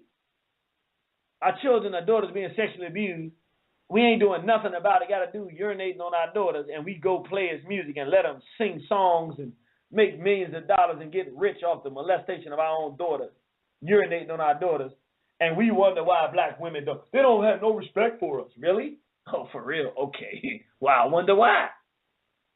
Because we're a bunch of degenerates. Women don't respect the degenerates. They respect the whites. Yeah, he's a degenerate with power. He presents himself as being decent. He presents himself as being above criticism and righteous. We don't even present ourselves like that. We go home and call our women out their name. I remember I talked to a sister some years ago, and she told me, actually my mother, she had a sister she worked with, and we went out to eat, all of us, and we sat at the table, and the sister said that, I don't forget how it came up, but I brought up the N.W.A. era, and it was the wildest thing, man. I really appreciate her sharing this story with me. She lived in D.C. She said her brothers went in 88, that summer. She said, I'll never forget this summer. It changed my life. She said, my brothers, I think she had 3 or 4 brothers, went to North Carolina for the summer. That was the year N.W.A. came out, straight out of Compton. She said, when they got back, I was more bees than I ever been in my life. And her words to me were, in fact, they called me bee so many times, I finally just accepted that's what I was. And I ain't gonna lie, I was wanting her, when she said it, I wanted to correct her and be like, no, that's not what you are, but you got used to hearing it. But I didn't say nothing because I was so like, dang. She didn't say, I finally got used to it. She said, I finally accepted that that's what I was. And as she walked out and then smoked a little cigarette, I was sitting there like, dang, what have I been part of? And it's my only thing. It's one thing that we've all been part of this system of self-destruction. That's not really the biggest problem. The problem is now that we've seen what happens with this degeneracy and where it leads to. Now that we've seen generations of our children destroyed, turned into lesbians and homosexuals and everything. Thousands of our brothers incarcerated, never coming out. Thousands of them murdered in the streets, never to be seen again. Just as many out here destroyed, barely trying to make it, living off their family because they can't get a job because of their felonies and just lives wrecked. Listening to some garbage. And we are so immature that we continue to justify the garbage in every element of it so that we don't have to be men and shut this thing down. And what I'm saying tonight, why I say it's a war against black degeneracy, is because the message I'm making is that we can't talk our way out of this. Literally, it's no words because we let it get too far. When our people were sane, we could have argued about N.W.A. They would have changed because they would have had to because we wouldn't have accepted them. But we didn't do our jobs then as men. Now we're in a situation that it's too many people making too much money, and it's too many of our young people who only know this as their culture, only know self-hatred as their culture, only know degeneracy, that there's no way we're going to be able to just talk our way out of it. I'm telling brothers, y'all going to have to start hitting the weights, brother. Sisters, I want y'all to listen to what I'm saying, particularly to the brothers, though. We ain't going to be able to talk black degeneracy out of this way. We're not going to be able, we got a brother, Corey Guns, real interesting story. His brother had a job, and it was a good job, too. And he was working it, and, he came around, he started listening to what we were saying, and he said, okay, that's how real soldiers do. You ain't got to tell them a whole lot. We talking about the N-word. He was like, you know what, you're right, I'm going to stop using it. So he stopped using it. So he's at his job about a year later, and the brother called him the N-word. And so he said, look here, dude, don't call me that. And the brother called him that again. He said, man, I ain't going to tell you again, don't refer to me by that word. And so the dude called him an N-word again. He grabbed the dude by the back of his head and broke his jaw. Pop! Now, he was lucky he didn't get fired at that moment because they didn't like the dude anyway. But, he broke the dude's jaw. Literally, the dude was out for a couple of weeks with at least a week with a broke jaw. He couldn't talk. He broke that thing right there. You grab that, when you grab the side of the head, you get that grip so he can't move. So when you hit him, bow! You crack that thing wide open. And he cracked that Bama's jaw. Bama came back to the job. I said, he ever call you N-word again? Nope. I'm keeping it real. I'm not asking no brother to do that specifically. What I am saying, though, brothers and sisters, is sorry about that, brothers and sisters, on the radio now. People don't be remembering what time we do the radio program. They should remember that. Put it in your calendar. I'm telling people, man. I'm gonna start telling people, look, that's your responsibility. You're supposed to always know. We don't miss no programs. But my point being, I can't say exactly how it's going to happen, but in 2015, we're going to have to start splitting heads, bro. We got dudes in this movement. I've never heard of anybody talking about anybody's woman. It's just, since I've ever heard and been in this, we never did that. It's like that's a law that comes from the street. Even if you was out there selling dope or something like that, you don't bring the women into it. There's certain laws and rules that are foundational. One thing with black men, when you having arguments or debates, one thing you don't do, you don't bring brothers, women, or children into it. This is the bottom line. We got this fool gonna come out there talking about my wife. We're Pan-Africans, we black nationalists. We will disagree on stuff. We can even call each other names sometimes. That fool said it. It's one thing to say things, but there's certain boundaries. You just don't talk about nobody's woman. You don't talk about no women associated with nobody. Now, if a woman is out there doing something unacceptable, you can say this behavior that this sister's involved in is wrong. She's acting like this, that, and the other is totally unacceptable. That's different. But you don't talk about you have a disagreement with a guy and start talking about women. It's just completely lawless. Because real men are going to hurt you if they don't kill you. There's no such thing as manhood with men that don't protect their women. It just doesn't exist. So it's something that we got to start understanding. We got to have law. Only way to have law in a lawless environment is real men got to step up and start hurting people. And I'm not telling brothers to be lawless and to get yourself taken off the set, but I want y'all to hear what I'm saying. It's got to get past all this talking. We got to get to the point where people understand, look, we got to have standards. And everything ain't got to be a physical confrontation, but look, we got to stop. Even myself, I've been real lenient on the N-word. I tell people don't like it. I'm going to start leaning in on people, though. Look, don't use that word around me. I got to start doing it because it's not working the way we're doing it now. And the problem is not just the word. I want people to understand it. I want you to hear this because it's real important. The problem is not just the word. It's that this term is used to demoralize the self-esteem of black people. Inside the movement now, we have individuals that are promoting the use of this term. And also degeneracy, sniffing lines of coke. Y'all heard Sarah said, he talking about sniffing. It's okay to do some blow. It's okay to do blow? You know how many brothers is locked up for that? How the hell you gonna tell a black person it's cool to sniff coke? What the hell is wrong with us? There's no leader in our history that would get up in front of us and tell us it's cool to sniff blow. That's not Pan-Africanism. That's dopeheadism. I mean, how do you do that? How do you do that and get away with it? How do our people accept this? And I'm be honest, it's not a choice. We got to shut this thing down. We got to start creating standards. And you ain't going to be able to create standards. Keep talking. We got to start figuring out what it's going to take to say, okay, there's certain standards we're going to live by. The easiest thing we can do, because it's free, if we can get the momentum to shut the N-word down. If you can't use that word and trigger that idea in the black person's mind, they don't have no value, you can't even think you could tell people it's cool to sniff some coke. They'll tell you they lost your African mind. You can't even think that you can tell people that you can start insulting people's women. You can't even think that you can tell people it's cool to date outside their race.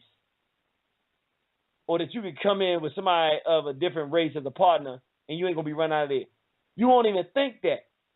We got to start creating, that's the easiest way to do it. But one way or the other, ever is serious about doing something for the race. Because it doesn't make sense to try to build a movement with a degeneracy movement pushing against you at the same time. We got to destroy the degeneracy movement and then build a movement at the same time. As we're building a movement, the degeneracy has to become unacceptable. Whether we do it verbally, whether we step the Bambas on the side and say, look, don't do that, that's not acceptable here. Whether we ask people not to come out, whether we go to places and say, hey, look, like what you had to say, don't like how you said it, it's not really appropriate. We got children and women here. We got to start stepping up. We got to start being confrontational and cleaning up, brothers and sisters. Whatever it takes to clean up, we got to do it, because if these hats latch on to this degeneracy movement we have now, you can tell people it's cool to do coke in the Pan-African community, that it's cool to sniff blow, we done. They put money and energy behind that, we're done. And they're going to do it because they've done it in the past. So might as well just go ahead and say we gotta shut this thing down. We can't have another N.W.A. rise. And right now we have the rise of an N.W.A. in Pan-Africanism. Ain't no rise. Anytime I'm listening to somebody in the nation, Jabba John explaining why N-wording is cool, we got a problem, brothers and sisters. We got a problem. Because that's one of the last bastions of respect and decency. Whether you like the whole direction it's going or not, one thing you know is the brother's going to be well-dressed, the sister's going to be respectful. There's a certain type of decorum they're going to have. There's a certain level of self-respect and decency, manhood and womanhood that you expect from it. And it's like it's a good pillar and standard. Everybody is getting shot down with this black degeneracy, which means when evil starts to rise, good either sits there and gets collapsed, or the righteous got to stand up and rise harder. And I'm saying this is not something that is just, we're talking on the radio now, but we really got to start getting more physical with this thing. We got to start confronting it. We got to start making it uncomfortable for people to act the way they act. So I'm going to ask one thing and then I'm going to go to my lines, but I'm going to ask something from y'all, brothers and sisters. This is a request. I'm not big on having a big deal about people using profanity and everything like this, but I want y'all to do me a favor. When you online, when you're making your points, when you speaking, or when you writing, you represent consciousness in the modern context. If you're listening right now, it's obvious that you represent consciousness because you wouldn't be listening if you didn't. I need you to do me a favor. Stop using profanity on Facebook. I'm going to tell you why. I'm not a big deal on profanity. If you out there with the brothers and y'all using profanities, or sister, you using them, that ain't what I'm saying. It's not a big deal about profanity. Here's the problem, though. Pan-Africanism, black nationalism, Haitianism is becoming so dirty that with vulgar language, you can't separate the pits from the poodles. you can't separate. I can't separate anything because everybody's talking the same, as if the only language you got this MFer, these N's, what the F, now it's one thing if you use the WTF, okay, that's kind of an abbreviation, but stop using profanity. Because we need to start, again, we're not perfect. I done worse stuff than anybody on this radio. Trust me. Stuff that I ain't proud of. And I know I have. And I'll never tell you anything different. I'm not no the living, true, righteous man like that. But I'm righteous in the sense I want to do what's right, and I want to promote that to our people, which means we got to put out certain standards. I want your standard of what you have to say and how you say it to increase, brothers and sisters. I'm talking to everybody. Because we are the ambassadors, information that we're pushing, and for the ideas that we're pushing to our people. And if we look the same and feel the same as these individuals that are pushing degeneracy, then our people can't tell the difference, and there is no difference. So that means that we got to not look the same and not sound the same. So I'm asking you to be cognizant. Again, I'm not asking you to be no goody two-shoes and not use profanity ever. I'm saying when you're in public in front of Pan-Africans, unless you're off on the side having a street discussion on the privacy of your own home, if you're putting out in public, let us become more mature the way we speak. Let us look like we represent Brother Garvey. Not talking about red, black, and green, in. Garvey said he deprecates he hates the use of the word. So then there's no excuse for you to put red, black, and green and then say the same word that he said he deprecates and hates. It makes you a hypocrite, and it makes you spit and urinate on the legacy of Garvey. How long are we going to let people urinate on the legacy of Garvey? I'm going to start telling Garveyites when I hear him use the N-word. Garvey said he deprecated the use of that word. Why are you using it? Why are you saying that you're a Garveyite? You practicing the very thing he said he didn't practice. That's number 11. Did you read your declaration? Why don't you go back and read your declaration? You say you're a Garveyite, you shouldn't be using that word. Or you don't really respect Garvey, then why don't you put down his flag? Stop saying you represent Garvey and then don't represent Garvey. Don't be coming in here with no white female talking about Garvey, son. Don't come in here with no white dude and no cracker talking about loving some cracker sister. Well, we got to respect that. Get the hell out of here with that foolishness. Don't be talking about that and then say Garvey's name. You're a liar. You ain't no Garveyite. You're a Negroite. You should say you're a Martin Luther Kingite. I'm a Kingite. I love crackers. I want to hold hands with crackers. I forgive crackers. Common is a Kingite. He's a Kingite. He don't love he don't love Dr. Colley. He don't love Nat Turner. He don't love Harriet Tubman and the Freedom Fighters. Talking that foolishness. Let's start holding people accountable, which means if we're going to hold people accountable, we first have got to have some level of accountability ourselves. I ain't asking you to be perfect. I'm not asking you to be perfect. But you can leave the crackers alone and not date the crackers and not tolerate nobody dating the crackers being all in your personal space, particularly when you're on Pan-African time. I'm not asking you to be perfect. But if by chance you slip and use the N-word, at least know that it's wrong and don't do it in public. And never, even if you use it, never defend the use of it in public. When you hear it say, yeah, it's wrong, and all of us need to do it. I need to do better myself, but it's wrong. That's right. Even if you know you're going to go back and do it because you're so addicted that you don't have the discipline to stop using the word, then want to talk about you going to fight white supremacy. Okay. You got the discipline to fight crackers, but not to stop using the word. Okay. I can buy that, maybe. But at the end of the day, I would just ask politely and respectfully that at the very least, you don't defend it in public. Start checking people. Let's start checking our own selves, and let's start having some standards. We don't even have a platform at this point with our behavior where we can honestly say what Pan-African is and what it looks like. Because somebody can get up there with a dashiki and say N-word, N-word, bees and hoes, and they so-called a Pan-African. Whoa! I mean, everybody do it different. No, everybody do it different. What the hell are you doing? You just a Negro hip-hopper. You just a immature hip-hop Negro. I'm getting people sending me stuff. Hey, man, I want you to check out my track.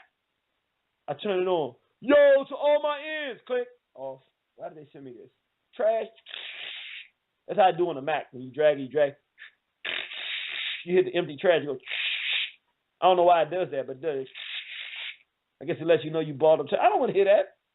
No, but did you hear the rest? No, I didn't. I didn't listen. N-word, and I don't want to be no N-word. No, I didn't listen. Yo, to all my ends in the struggle. I don't want to hear that. To all my people in the struggle, okay, I'm listening. What they doing to the is, I don't. You just sound like N.W.A. You don't sound nothing different. There's nothing special about what you're doing.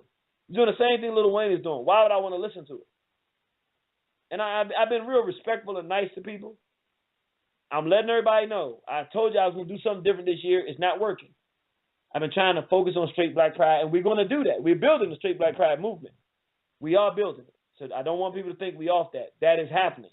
We are building it. We're orchestrating it. We're putting the pieces together. At the same time, I got to say, there's no reason to build a straight black pride movement if we don't have any standards. What good is it if we go to one chapter of straight black pride and somebody's up there N-word? Nah.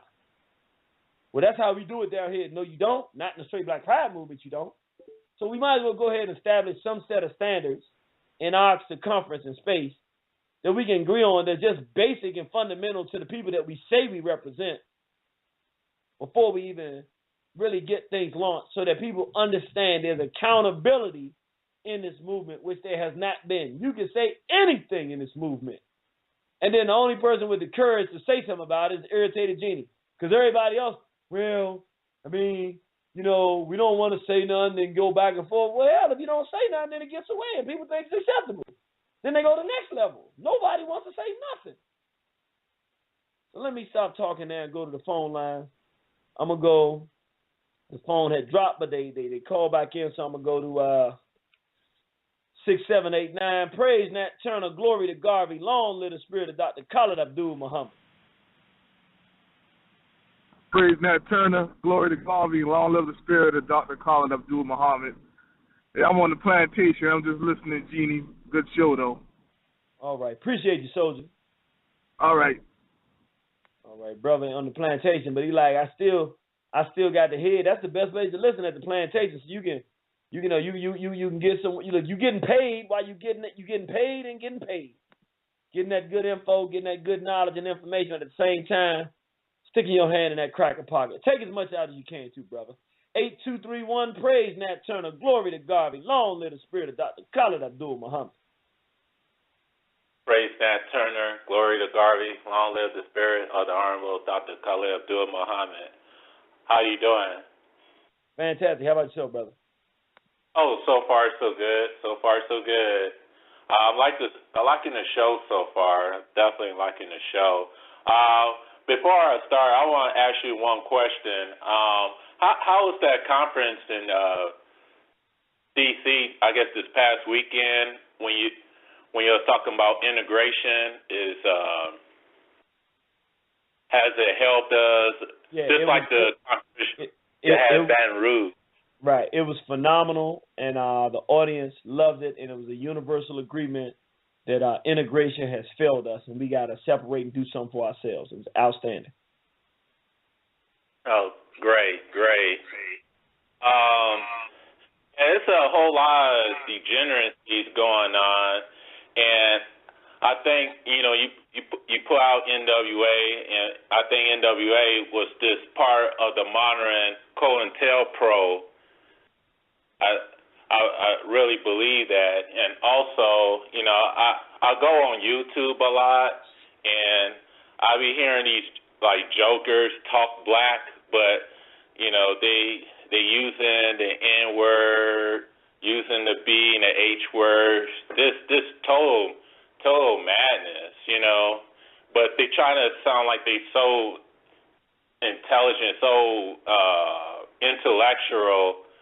But they just sounds like straight up fools when they do that, And a person that doesn't know no better, thinking this is right to do this. Okay, I'm getting conscious, but I can still use the N-word, call black women B's and H's. Absolutely. Yeah. Well, definitely appreciate that call, brother. Glad you called in tonight. Excellent points. Let me go to 0139. Praise Nat Turner. Glory to Garvey. Long live the spirit of Dr. Khalid Abdul Muhammad. Praise Nat Turner. Glory to Garvey. Long live the spirit of Dr. Khalid Muhammad. Brother Jeannie, this is Brother Mel. I met you Friday night at the Howard University. Yes, sir. How you doing, Willie? And doing great, brother. I do want to apologize to you, man, because I'm listening to what you were saying, and my spirit was churning since Friday after hearing some of the comments that Brother Wesley Muhammad was saying, by him using the N-word, him, validating the use of the N-word, and it took everything in me to sit there, but I sat there in silence when I knew I should have got up and confronted this brother about using the N-word, because he wanted to make a word that is not real, and it seemed like to me he wanted to be the judge of who can be deemed to be an N-word, and it bothered me, and I didn't want to change the spirit of the symposium and the panel, because it was a great discussion. A lot of the points that everybody, brought up was great point. We kind of came to a consensus, like you said, that we agreed that integration has failed us.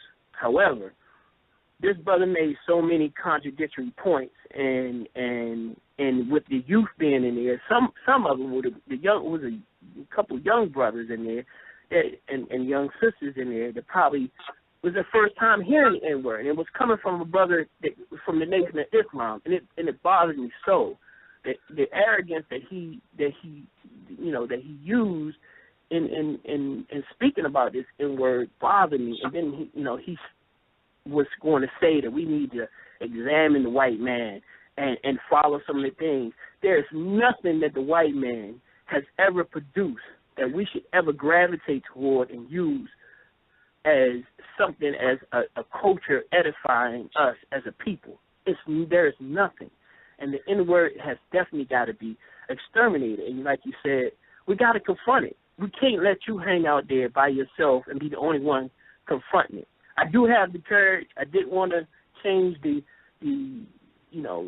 atmosphere of it, but hey, you gave me the green light from now and forever. It's got to be a confrontation, because those people got to understand that's not acceptable. We can't move with having that same mentality that we're imitating. It's an imitation of the mind that we're doing. We got to get rid of it. And let me say this, bro. Let me tell you, bro. First of all, I'm so glad I clicked the line onto a warrior, bro. Let me tell you something, and I mean this. You did the right thing that day, because I didn't expect it. And if you notice, I didn't go back and forth on the situation because I wanted to respect the panel. That wasn't what the panel was about.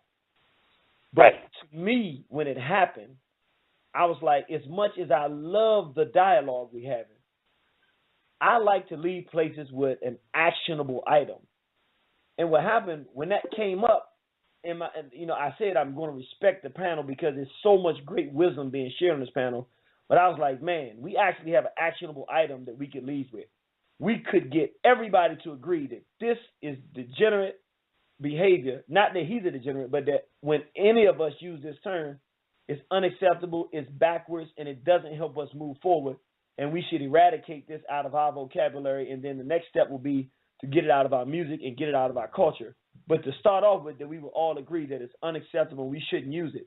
I think that if we had done that, we could have done it. But I don't think it was the right place, the right time, because it would have been the changing of the climate and atmosphere. So I actually think you did the right thing. If you notice, I didn't do anything and you didn't either. I appreciate you for holding it. But here's the thing. From here on out, you, me, and all the rest of us, we do got to start saying, you know what? We got to confront it. And it can't be no nice guy. I ain't trying to be nobody's friend. Love you to death. You're my brother or sister, but I'm going to win on this. No, we shouldn't do this. And it don't matter how old you are, how young. If you're older, then you should understand what I'm saying even better. You ain't older than Garvey. Was you born before Garvey? Because if you ain't born before Garvey, you're not Garvey's elder. And Garvey told us it was wrong. So if he knew it was wrong and you done studied him, you should know it's wrong too. You feel me, bro? I feel you. I agree with you. I'm with you. From here on out, there's going to be a confrontation, and we got to come to a consensus that it has to be eliminated. That's the beginning of the things that we have to eliminate. I mean, that should be simple. For us, it should be simple. It's a word that doesn't belong in our culture. It doesn't fit. And if we think about it, it was some of our ancestors, it was the first word they heard when they were born and the last word they heard when they died. So it's no reason for us to use it because it's a thing that it was mean to dehumanize them, and we gotta rise above that. And I appreciate you. Keep doing all the work, and we here, straight black pride. Straight black pride, man. You got, man, but let me tell you something, brothers and sisters. That brother, man, Amin was called. I was listening to the other caller. He was making good points, and I said, let me go to my next call. And I went there, man. That was the Creator telling me I needed that for my spirit. Because I ain't going to lie. Sometimes I have not gotten bitter with my race. I have not. And no matter how bad stuff happens, I don't get bitter with my race. Sometimes I do feel like I'm going that direction, but I've seen people who are bitter with our people, and it's not a good look. But I'm going to tell you, man, that right there probably done, if that was the only call we got all night, that's done lifted my spirit, because I know there's another black man out here with the courage to stand who said he would have done it, but he didn't want to turn it. That's exactly what I did. I didn't say nothing else because I said, okay, I said my piece. I didn't know it was that serious, but I'm going to let this one go, but I won't let it go in the future. We got to win on that particular position, and we got to win consistently. But, man, that brother just put the winds in my sails right there. So I feel like a whole new African black man. 0572, praise Nat Turner. Glory to Garvey. Long live the spirit of Dr. Khalid Abdul-Muhammad. Peace to Nat Turner. Glory to Garvey, and long live the spirit of Khalid Muhammad. I hope I got that right. Did I get it right? Hey, man, you did. You close enough. That's on time. How you feeling? Peace, Janie. Peace, Janie, man. Yeah, man, I went to YouTube and looked at your Uganda video, man, and it was really uplifting to see you talk to the brothers and sisters over there and to just, see that whole, straight black pride symbol is sick, man. Whoever made that symbol with the man and the woman in it, man, that thing's sick, man. Man, I need a shirt like that. We got a shirt. You want a shirt? Send us an email. No, you know what? They selling them in Tampa. Go to Straight Black SBPM, Straight Black Pride Movement Tampa on Facebook, and reach out to them, and they can send you a shirt, bro. You can rock the shirt. Be proud, bro. Okay. Yes, I will do that. This N-word that we talking about tonight, man, it's like crazy because I'm listening to a lot of quote-unquote conscious people talk about the N-word, how you were bringing it up. And they did catch me off guard when they were telling me that this word means black king. And I was like, what? You know what I'm saying? And when you hear something like that, you're like, wait a minute. You're going to say, you got to show me the proof.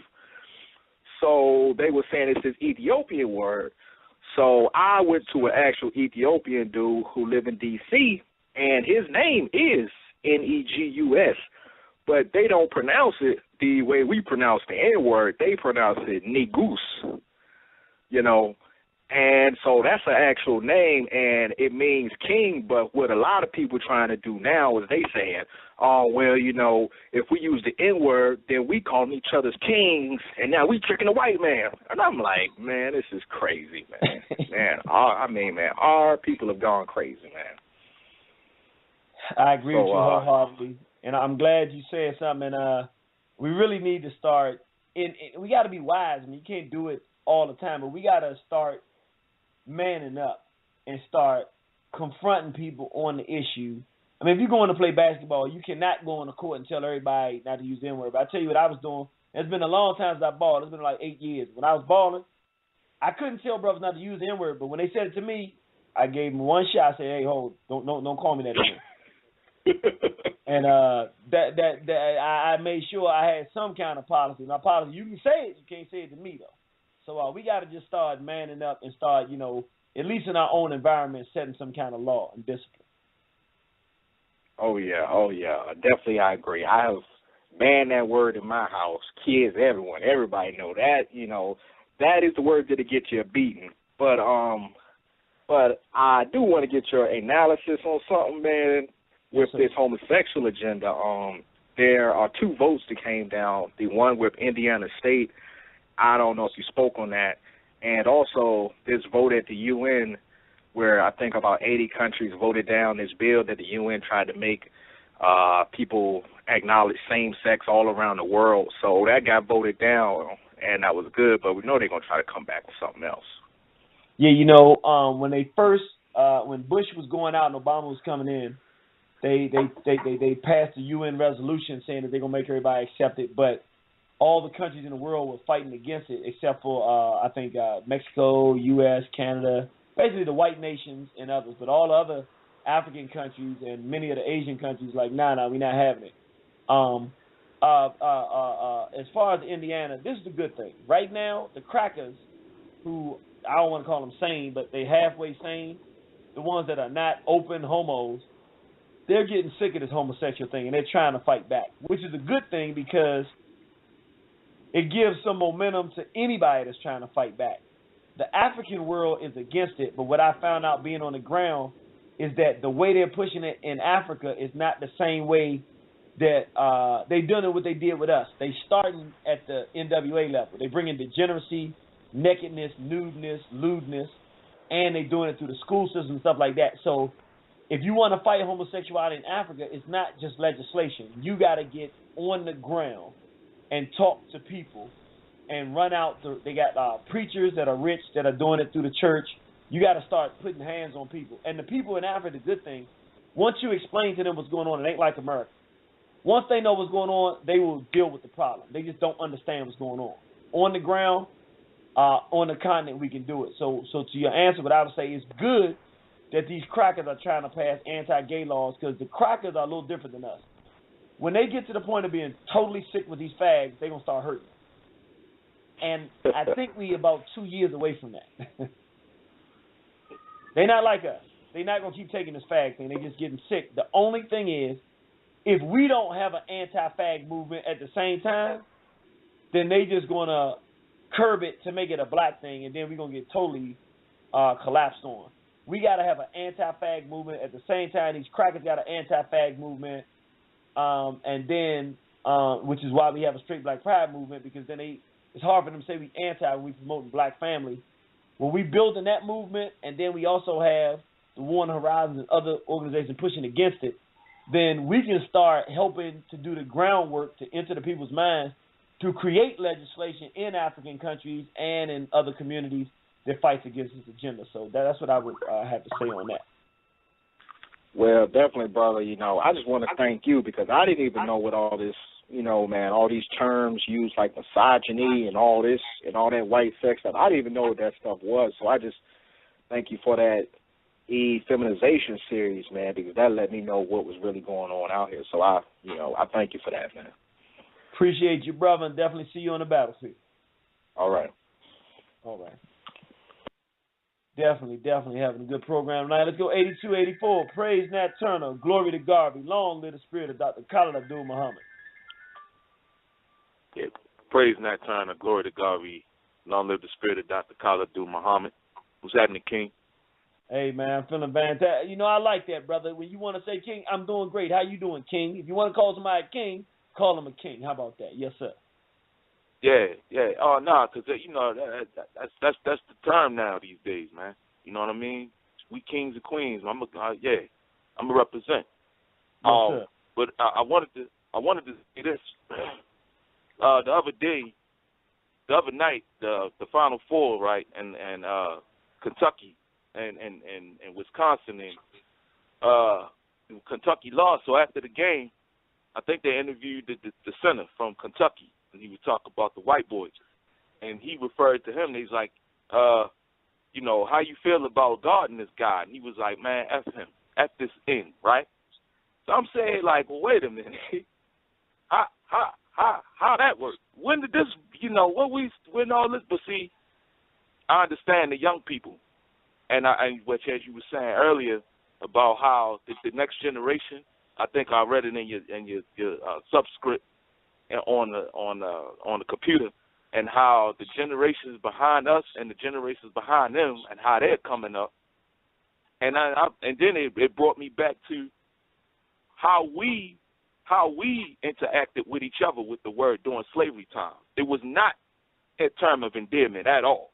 You was called that because you was one of them house Negroes, something like that. And a lot of times you got dealt with being that kind of person because you thought that you was above something. And you got a lot of people out here, running around in their BMWs and in their nice big homes and their cars and whatnot, looking down on us, on their own people. And so, you know, when you say all of these movements, you know, the thing that I look at is, you know, who is out here to change their behavior? Because back in the day, let me see, the N.W.A in Ethiopia, they was called Nubians, and they said, we're not calling ourselves, we're not even dealing with that name. It's over. Forget it. We're not no Nubian, no N.W.A, nothing. You understand? For a long time. So, you know, who is it besides, you know, I guess a handful of people here that's coming into this movement, the straight black pride movement?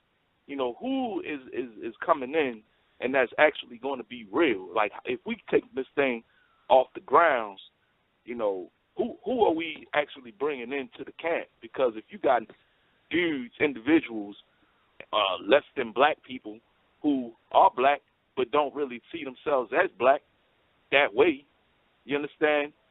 Yeah, I'll just wonder. Just not even bringing no negativity to it, but, you know, I just wonder who is actually like, you know, I'm going to change my thinking. I'm going to change my behavior. I'm going to just change everything around and be like, absolutely. You know.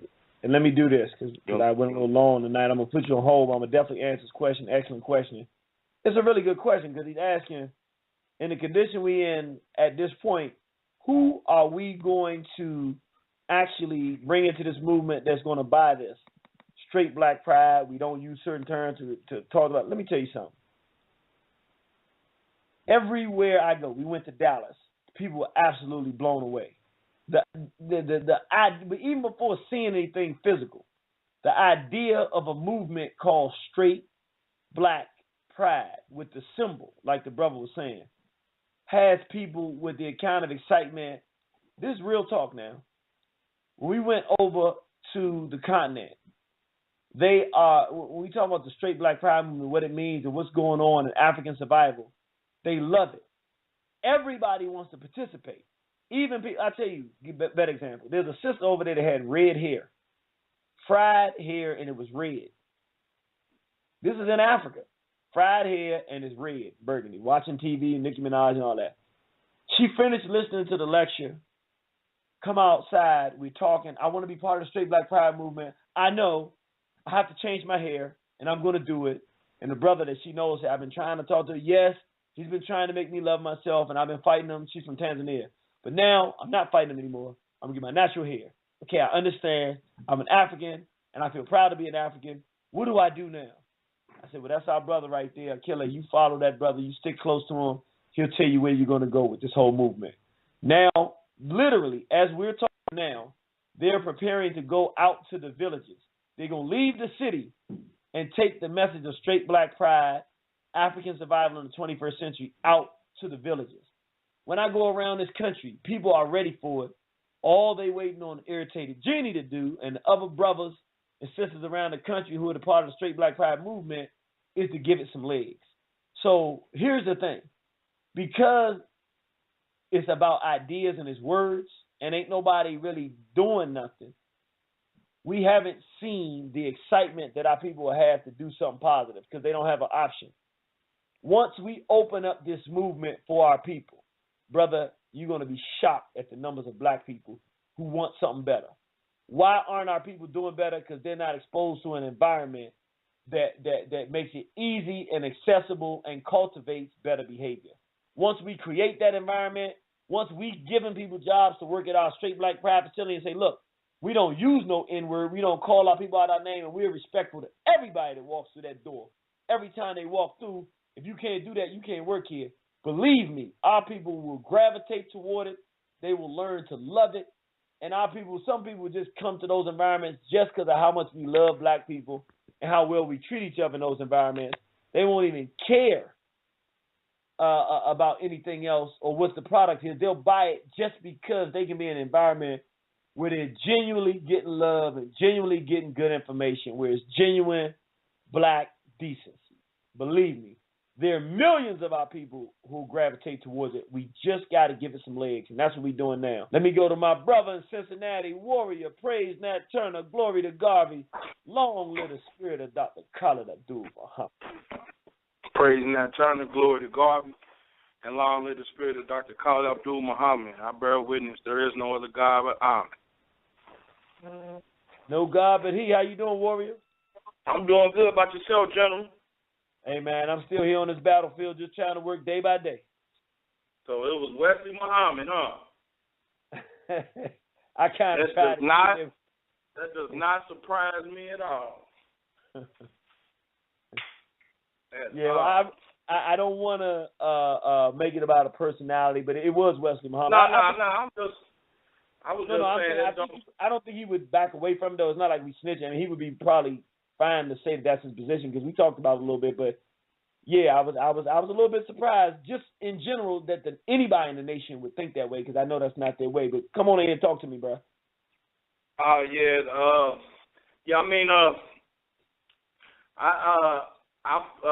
try, because I mean, it's like I said, it's been a part of my lexicon for so long. I mean, I try not to say it at all, period. But you know, sometimes I slip up. You know what I'm saying? But you know, I always tell one thing I don't do. I don't call people that like I used to. I mean, that used to be every 3 words that came out of my mouth was that word. Yes, sir. So, you know, I definitely don't call people that. But I do find myself when I get mad, it slips out every now and then. Yeah, but like you said, you don't promote it, and like you said, it slips out. Well, if it slips out, that means you know it's not a good thing. It's one thing to do it and know that you're not doing something that's right. Okay, nobody's perfect. It's another thing to promote it and to make it acceptable and allow it as if it's acceptable. When we got women and children, our people, and telling our people that it's acceptable, we got to go the opposite direction. Right. I've often tell people don't call me that too. Like, I mean, because I mean that's you know, in the age range that I'm in, you know, like 25 to 35. That's all they like you said. That's all they know.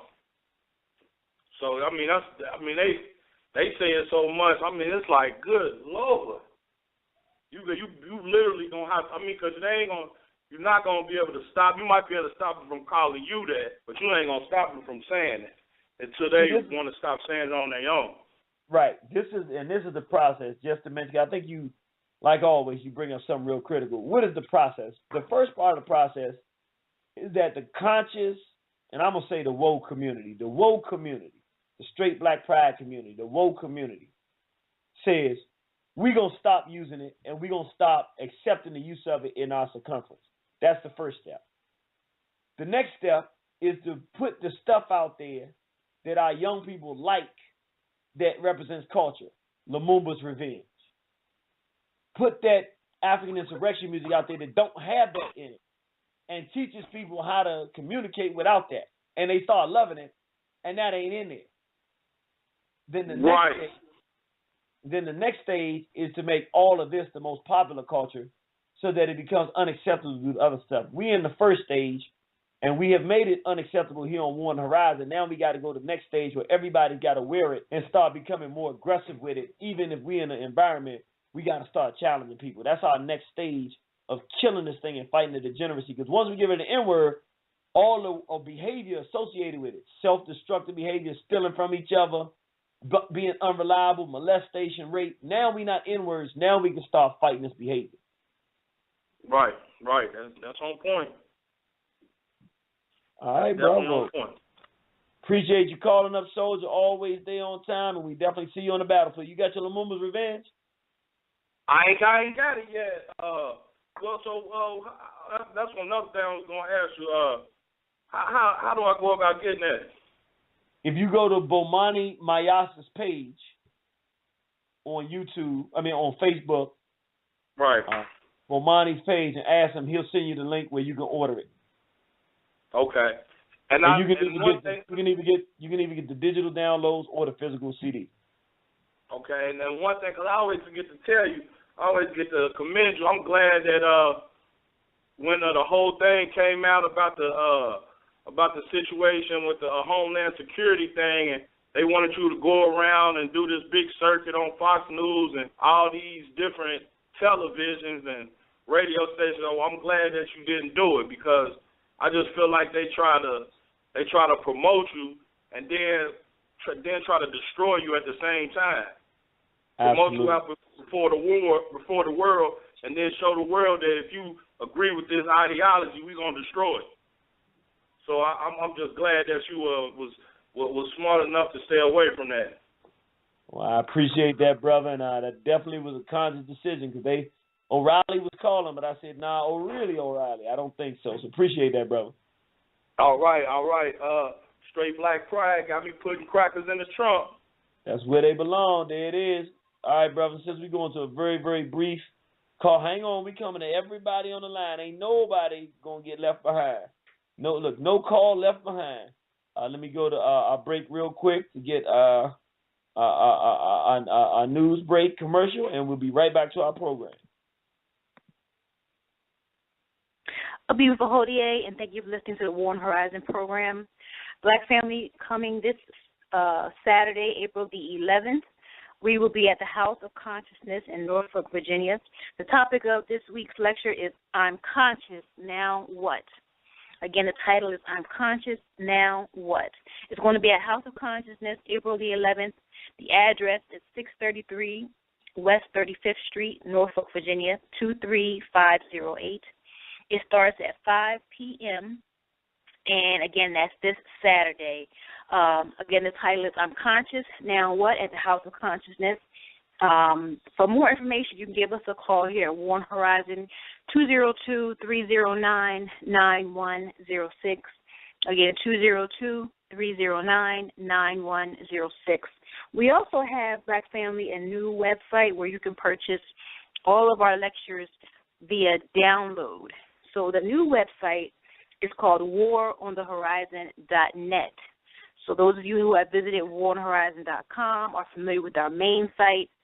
The new site is spelled the exact same way, War on the Horizon, but it's .net at the end, N-E-T. And there you can purchase all of our lectures for electronic download only. So as soon as you purchase your lecture, it comes to you via email immediately. There's no longer a 24 to 48-hour wait or anything like that. It'll come automatically to your inbox, and you can download and watch the lecture immediately. So please, we encourage everyone listening to take a look at the site, give us your feedback on it, what do you think about it, and definitely support by purchasing a lecture from there and helping to support War on Horizon. If you would like to have the Irritated Genie come to speak in your town or your city for any of your groups or organizations, you can call War on Horizon at 202-309-9106. Again, it's 202-309-9106. Or you can email us at liberation@waronthehorizon.com. That's liberation@waronthehorizon.com. And all our information can be found on waronthehorizon.com under Contact Us. Thank you much, Black Family, for listening. Please continue to listen to the show, and Straight Black Pride. Straight Black Pride. Straight Black Pride is the only way to rise. 7099, praise Nat Turner, glory to Garvey, long live the spirit of Dr. Khalil Abdul Muhammad. All right, 4232, praise Nat Turner, glory to Garvey, long live the spirit of Dr. Khalil Abdul Muhammad. Yes, sir, praise Nat Turner. I forgot what it was. Glory to Garvey. Yes. Glory to Garvey, and long live Dr. Khalil Muhammad. Dr. Khalil Abdul, yes, sir. How you feeling, brother? Yes, pretty good, sir. I got, I was listening to all of what you were saying, and, you were right on point, and I'm sure you're not the only one out there speaking, but your voice is definitely resonate with me. Another thing also I'd like to mention that, as far as, us going forward, we can also take a look at, what happened in Rwanda back then when prior to the genocide. Folks used to call themselves Hutu and Tutsi, right? So, they were going back and forth at it. And after the genocide, President Kagame, I think at the time, I think he's still president, and he said, well, it is illegal to call yourself Hutu or Tutsi. And, it's just from night and day, folks stopped, they actually stopped calling themselves that. So that we can definitely use that as an example and say, hey, this is definitely possible that we should stop calling ourselves the N-word and B-word and all of that. So, I'd share that with you. Another question I have to, I'm always wondering, because when I was listening to your DVD about the small hats and the Anglo-Saxon, prior to that, I did not make any difference between the two groups. I didn't think they were at each other's throat like this. Now, the question is, who's more powerful? Would it be the small hats or the Anglo-Saxon? I mean, England is actually run by the Anglo-Saxon, as far as I can understand. I mean,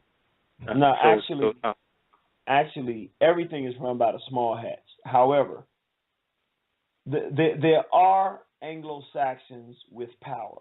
However, as a collective group, because the small hats are more organized than any other people not people, but they're not people, they're demons, but they're the most organized group of demons on the planet. So they control the Anglo-Saxons. The Anglo-Saxons have more numbers and more physical brute strength, and they're better physical fighters. However, the entire context of their own culture, their own identity, their religious system, their political, economic system has been totally corrupted and taken over by the small hats. So the small hats have the most power. Now, does the potential for the Anglo to come together like they did under Hitler and start fighting the hats exist? It does. But right at this moment, the hats have far more power than the Anglo-Saxon. Right. And I'm actually looking at the Democratic Party and the Republican Party here. We all drank the Kool-Aid, and I did drink the Kool-Aid also. I mean, that Kool-Aid was so good about that Obama era, so I did drink that, but really it was a trick, man. They really got us in this shit, man. Well, in this stuff. So. And let me say something. Let me say something to what you're saying there, because it's very important. The small hats are the ones that promote the degeneracy, black degeneracy culture, whether it's Jerry Heller, whether it's Gay Edgar Hoover, whether it's the small hat Brzezinski who put Obama in office to promote the homosexual agenda for the eugenics movement. And so this is how, to answer your question directly, if you want to know who has the power, the Anglo-Saxon had nothing to do with Obama getting elected. In fact, Bill Clinton couldn't even hold his anger and animosity towards the fact that they picked this guy for the office. He couldn't even pretend because he wanted his wife to get that office. But the reality was the Anglo-Saxons had no power in that situation. The small hats completely, absolutely, and totally decided who they wanted to be there and put him in office against the will of the Anglo-Saxons, who are the largest number of individuals in the society. So that shows you how much power the small hats had. Wow. So I guess as black folks, I think you said that in the past, that what we got to do is, we have no friends in this thing, right? Both the small hats and the Anglo-Saxon are not our friends. So somehow we must kind of position ourselves in such a way where we can use both of them. But the best way, I don't know if we are organized enough. We're not organized, but what you're saying is exactly correct. And all we have to do, we have the resources and the intelligence. If we present the correct case to the Anglo-Saxon of how the small hat is destroying his society in a very clear, concise, simple, and easy to understand way that touches the pulse of the Anglo-Saxon, we can just step out of the way and let him do what he got to do, because he will do it. No question about it. Right. Yeah. They're violent in nature anyway. So. That's right. That's right. Well, thank you, brother, for that call. Excellent call. Appreciate you. Definitely see you on the battlefield. Thank you, brother. Take care. All right. And I like that brother's question because when we get into politics, if we understand the entire platform of the current political landscape is degeneracy. You got Obama pushing his homo stuff. You got his wife dancing with a transvestite on some Kimmel show where Kimmel's got on female clothing and Barack Obama's wife is dancing. It's the most buffoonish thing I've ever seen from a first lady. It was the most disgusting display of buffoonery from someone at that level. It turned my stomach, not because I expect anything out of her, but because having eyes to see, you can see what the small hat does to our people, and they're just making our people into degenerates by expecting low standards in everything that they do. And again, it all starts with that N-word. It doesn't end there. It ends with pedophilia and rape and molestation and interracial marriage and all kind of sick, sordid misbehavior. But it starts with how we view ourselves. 4690, praise Nat Turner. Glory to Garvey. Long live the spirit of Dr. Khalid Abdul-Muhammad. Just listening. All right. Thank you for tuning in, sister. Sister Atiano, praise Nat Turner. Glory to Garvey. Long live the spirit of Dr. Khalid Abdul-Muhammad. Praise Nat Turner, glory to Garvey, and long live the spirit of the Honorable Dr. Khalid Abdul-Muhammad. How are you, Ginny? Man, I'm trying to make it. How about you, sis? Well, I was down and now I'm up. I'll just share this, two things. The first one about the N-word. The last couple of weeks, I've been trying, I was having this conversation and I had those whole Naga, Negus Nagas thing and all that. So, I went and I did all that research. And the basic thing is that there is some association with the word Nagas, but it's N-A-G-A, and it's in India, and it's like a thing or something. But if it came through Ethiopia and went to India, how did it get out to, America? If this is an Eastern African migration, then, West Africa, that's a whole totally different place with a totally different history. So there is a history of the Nagas, but you cannot tie it to the word, to the N-word. There's no connection. So, I did give it a chance and say, okay, if they're trying to say that there's a connection, I'll check it out. But there was none. There is, so, that's out of the way. The second thing is, for me, when I first got conscious, it wasn't like just going around, hooping and hollering and telling people this and that. It was a slow process for me, and I realized it was going to be a slow process for other people around me. So, when I first got conscious, the only thing that I asked, my king, not my N-word, is that, please stop using the N-word. And he had been using it, casually for a long time and so on. So, it finally got, into him, and he tried to minimize it as much as he could. But one time there was these kids, and, they were playing around and they were talking and they were using the N-word. And I wasn't in there, but I could hear them. And then he said, you should stop saying it. And then they said, oh, but, you say it all the time. And then he said, yes, I say it, but that was before I knew that it was wrong. Now when I say it, it's wrong, but you know when you're young, so you should try not to say it so you don't get into the habit.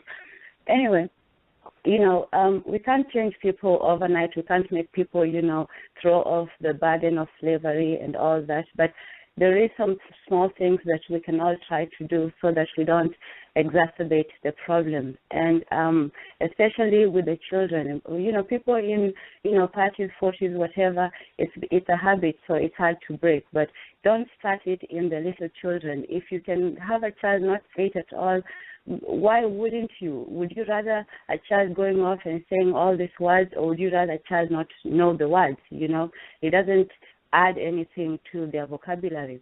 So, that's just what I wanted to say. And then the final thing about what that man brought up earlier, and that was so excellent, that question, what he said about the small hats. I did not know the difference. I mean, I knew about them, but I didn't realize the big difference.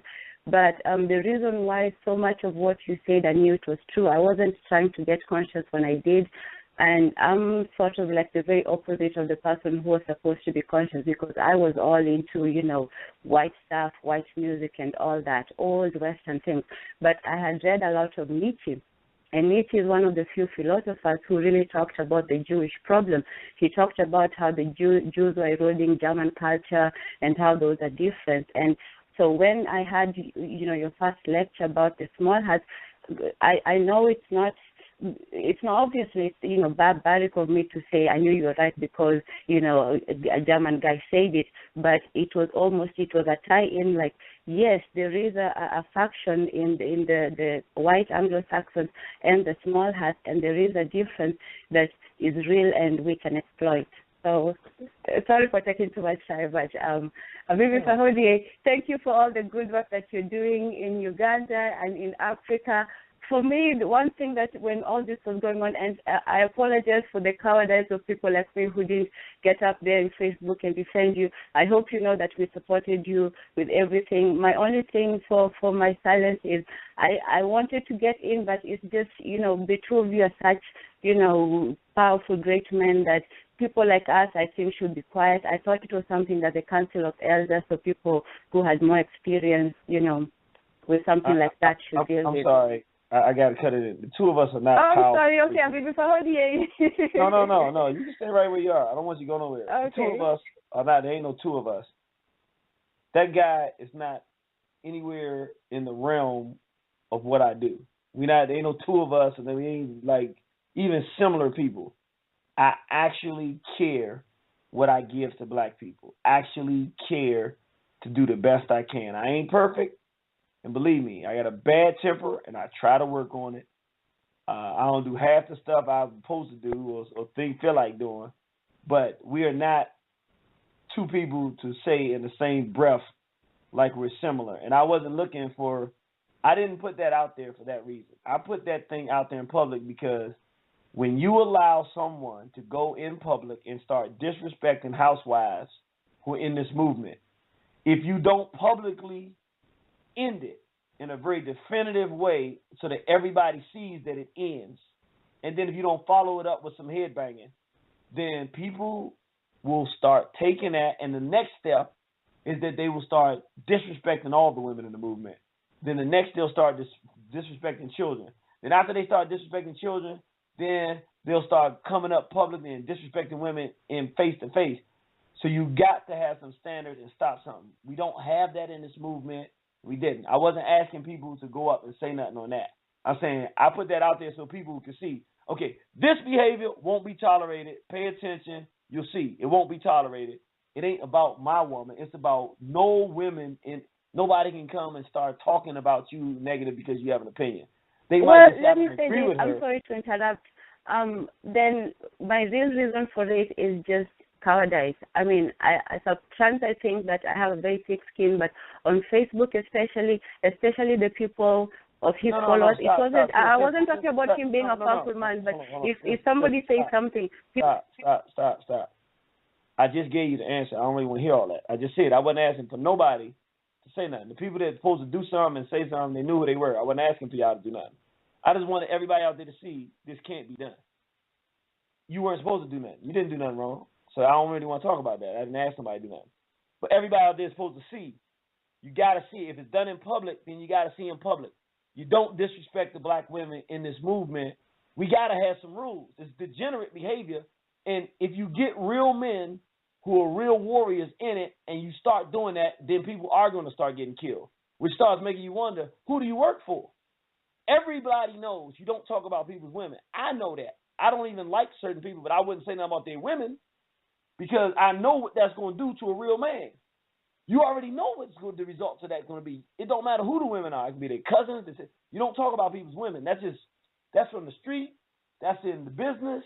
That's anywhere you are. You don't talk about men's women. So please stop all of the yeah. It ain't saying about all this talking. Like I said, there ain't no apologizing, none of that. I didn't ask for nobody to do nothing. The people that were supposed to do something did what they could do to bring it. It wasn't handled since I got back. Now I'm going to deal with the way I'm going to deal with it. But everybody needs to know this, though. Everybody needs to know the rules.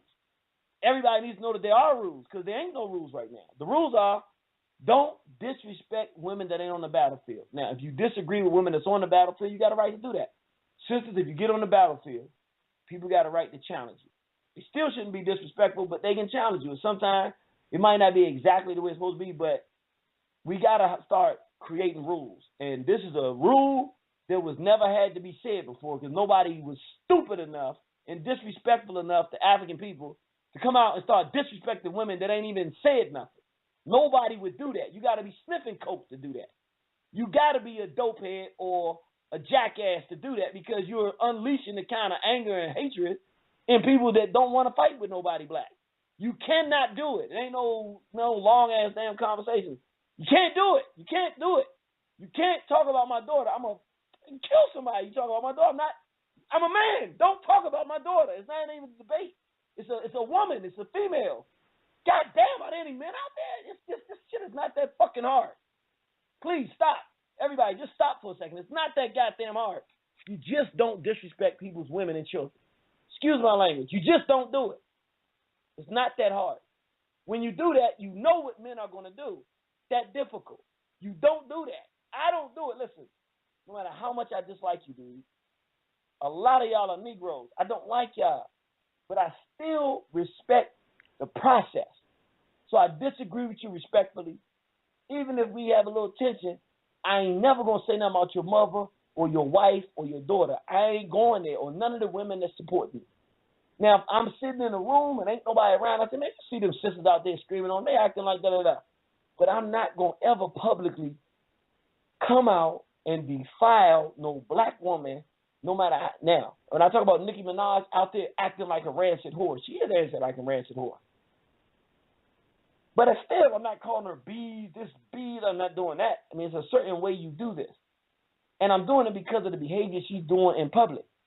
I wouldn't go find out what some sister's doing and put her personal business out before the world and try to defile her. It's just basic, brothers and sisters. We should not be defiling black women. And it's simple. And everybody out there should have the same position. That's unacceptable behavior. So please, let's everybody take a deep breath and just think about it. What do we have as a movement? What do we have as a direction that we're going?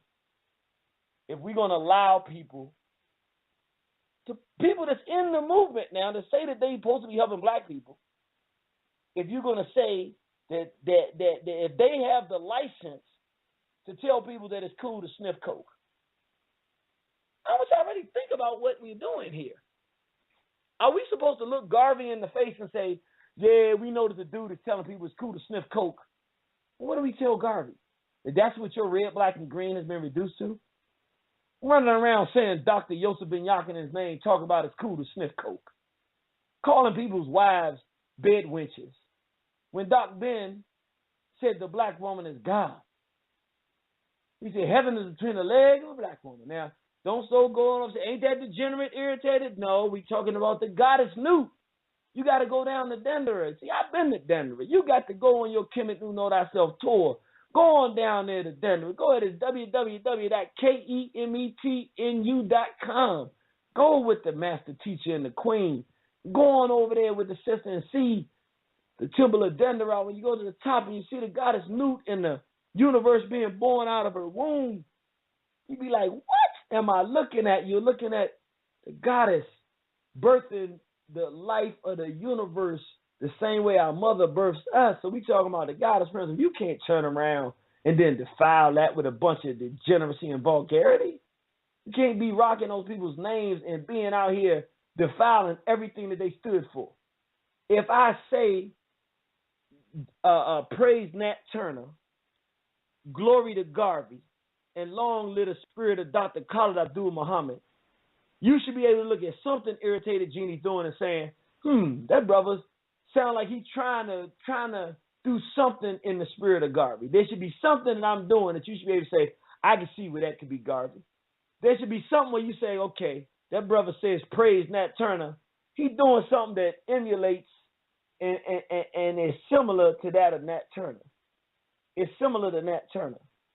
He's doing something similar to Nat Turner. There's something in, you know, can't be the prophet. Now, I ain't no prophet, man.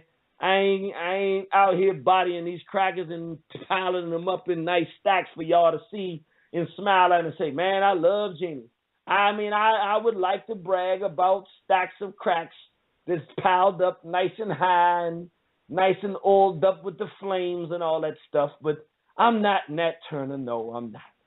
But I love the prophet, and I try my best to keep his spirit alive. I hope I did something that make you say, yeah, I see it. And then we say, long live the spirit of Dr. Khalid Abdul Muhammad. Hopefully, I mean, I'll never be the doc, man. We all want to be the doc. I know. You know, all of us secretly say, man, if I could be anybody, I'd be the doc. Dr. Khalid Abdul Muhammad. Well, I ain't never going to be no doc. But at least it should be something. If I'm saying long live the spirit of Dr. Khalid Abdul Muhammad, at least I should do something that says, man, that's kind of in the spirit of Dr. Khalid Abdul Muhammad. You shouldn't listen to me say the name. When I say the master teacher, Astro Kwesi, he's one of my teachers. You shouldn't look at what he do and look at what I do and say, well, Jeannie ain't doing nothing like what Baba Kwesi doing. It don't even sound nothing. It should be some kind of similarity. If you listen to Dr. Yosef Ben Yakinen for 12 hours and you listen to Sarah Seti for 12 hours, you are not listening to a child of Dr. Ben. If you listen to N.W.A. for 12 hours and listen to Sarah Seti, you're listening to a child of N.W.A. So he's a child of Hella, not a child of Dr. Ben. Whatever he learned with Dr. Ben, he's spinning it in with N.W.A. and giving us garbage, and it's a death movement. And it ain't just him. That's what I'm saying. It ain't just him. All of us, including myself. I just used some profanity tonight I wasn't supposed to do. But, it wasn't right. I ain't going to sit there and justify. I did, I apologize. But I'm saying we got to create a standard so we can walk straight. It ain't about no apologizing. Look, it's real simple. We got to have some standards. None of us, even if we're allowing people to talk about red, I was on the line today, we put out the thing, the declaration, and this is Garvey talking. Declaration number 11, we deprecate the use of the N-word. Put it out on Facebook so people can see what Garvey's position was. Had the picture of Uncle Sam saying, I want you in, and guess what happened? Somebody comes on that post with a red, black, and green avatar. Then their whole avatar got red, black, and green in it, talking about some knee goose. I said, listen. I said, you know what? Forget the nice guy stuff. With all due respect, brother, because you're still a brother, you represent the red, white, and blue. Garvey just said he's against the N-word. You coming on here saying, no, I'm not letting that word go. Well, then you don't represent the red, black, and green. So take them colors. You see the colors I got. I do see the colors, and you don't wear them well. So you should take the red, black, and green off. You don't represent it. Well, how you going to determine? I'm not determining it. Garvey said it. How you going to wave Garvey's flag and do the exact opposite of what Garvey said and then wave his flag? You're spitting on his flag. You ain't doing nothing different than what the cracker does. The cracker will take something black, take Malcolm X and put a big grin on him and put him on a stamp. Like Malcolm was going around loving everybody. Why do I want a smiling Malcolm? What good is Brother Malcolm smiling? Yeah, we ain't love him for no smile. We love that Old Testament Malcolm. The white man is the devil. Yeah, they said that I was, they came around knocking on people's doors saying that I was living with a white woman. Well, you tell him if I'm with a white woman, it's his mama. And you tell him how dirty and nasty that dog woman is. No. But, if they're going to say it, that's how we got to be. You say, okay, see, Brother Malcolm go in getting dirty on the devil, talking strong. We love Malcolm because he was hard. Don't love no smiling, skinning, grinning Malcolm. Take something sacred, and then urinate on it and turn it all upside down and give it back to you in some bottle. And that's exactly what we got these fools out here doing now. We all grew up in a degenerate culture. Myself. That's why I just started cussing just now. We all grew up in the same culture. Yes, we did. At some point, though, we got to realize it was bad. And then get mature and say, that's not what I'm supposed to be doing. Then look at Dr. Ben, Dr. Clark, Bob Quasi, Brother Dale Jones, and all they do. And even if they use the N-word and say, well, they was wrong, they shouldn't have used that. I'm not going to do that. But I ain't got to criticize them. I just make sure I don't do it. And then keep it going, but take what they gave us and give it to other people. I wasn't able to do entertainment fighting the poltergeist without Dale Jones.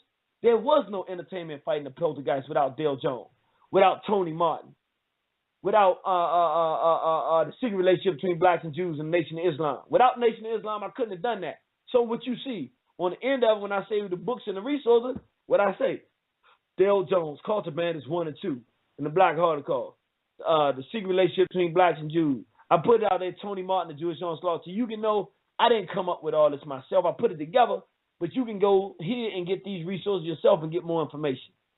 When you really love the spirit of those people, you constantly giving people that information, and you look at the behavior of those before you, and if you see that you ain't quite in line with it and that you can do a better standard, you do the best standard you can do to give our people your best. You don't go before our people knowing that you don't want to make no change.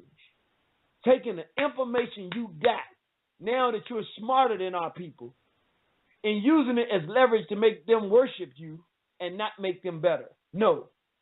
You use that information not to judge them, but to criticize behavior and tell them that they can do better, and encourage them to do better and push them to do better. And when those people turn around and end up doing better, they come back and say, thank you, man. You helped me do better. Like the brother called and said, man, I used to smoke a lot. I started listening to you. I said, I got to stop doing it. Now he off the dope. But now he like, the N-word, I ain't quite there yet. But he working on it. It means you're getting better. You ain't going to never be perfect, but you can be better than you were yesterday. The job of a leader is to make you better. If your leader is telling you you can stay in the condition that you are in, that is not a leader. That's somebody that really genuinely doesn't care about you. They care about themselves because they don't want to improve themselves. So then they try to hold you to a lower standard so you can look up to them. I don't want you to look up to me. I want you to go out there and do better than anything I've ever done. So I'm going to give you my best. And I'm going to tell you that the sky's the limit for you, but the sky ain't the limit if you stay in that condition. So I'm asking you to step up. I'm asking you to start challenging the N-word in your own environment when you feel safe enough and confident enough to do it. I'm asking you to do better tomorrow than you did yesterday. I'm pushing you. If you listen to War on the Horizon, you know that when you leave this forum and when you leave these DVDs and when you leave these lectures and when you know that you're forced a little bit to improve. You know that. I know that we do that for you. When we bring you Brother Alias and Brother Ted and Brother Cimarron, and you hear these soldiers in their community doing this work, I know it made you get a little bit better hearing stories and how they doing what they do and the fights that they fighting. I know when Sister Nefertari comes on and y'all hear the sister and she gives y'all that stuff, I know my queen makes y'all better. I know she makes y'all sister say, you know what? If Sister Nefertari can say she can listen to her man, then if I got a strong man, let me not fight when I'm gonna try to tone down just a little bit and listen, give a little bit of listening ear to my man too. Why is she telling you that? Because she always listens to me? No! Because she wants you to be happy and have a marriage the same way she got a marriage. Even if she ain't quite happy, she wants you to be happy. So she wants you to know what to do to be happy so you can have what she have or better. Your leaders are supposed to push you to do better than you're doing. If they're not pushing you to do better, if they're making you feel comfortable where you at and our race is dying, they ain't doing their job. And I'd rather die pushing too hard than somebody be able to come in the afterlife and my ancestors tell me, you ain't do nothing. You were supposed to push the people and you let them just stay where they was. You was afraid to challenge everybody. You was afraid to go against the entire grain of everything. You were supposed to fight this battle, and that battle. I said, well, that's too many battles. So I don't want to have that conversation. I'd rather they say, brother, that was a battle you wasn't supposed to take. You supposed to keep going this way. I'd have been, I'm sorry. I got confused. I ain't know. I just saw a beef and I jumped in it. And they say, we can respect that. I hope they respect me that way. Let me go to the phone line. 1080. Praise Nat Turner. Glory to Garvey. Long live the spirit of Dr. Khalid Abdul Muhammad. Praise Nat Turner. Glory to Garvey. And long live the spirit of Dr. Khalid Abdul Muhammad. How you doing, sister? I am out here on the battlefield, brother. Saving our babies. Always on the battlefield. How you feeling? I'm feeling good. I'm feeling renewed. I'm feeling energized, feeling focused, doing what I have to do, and seeing how I can step up my game to provide better services for our families. Appreciating the show today.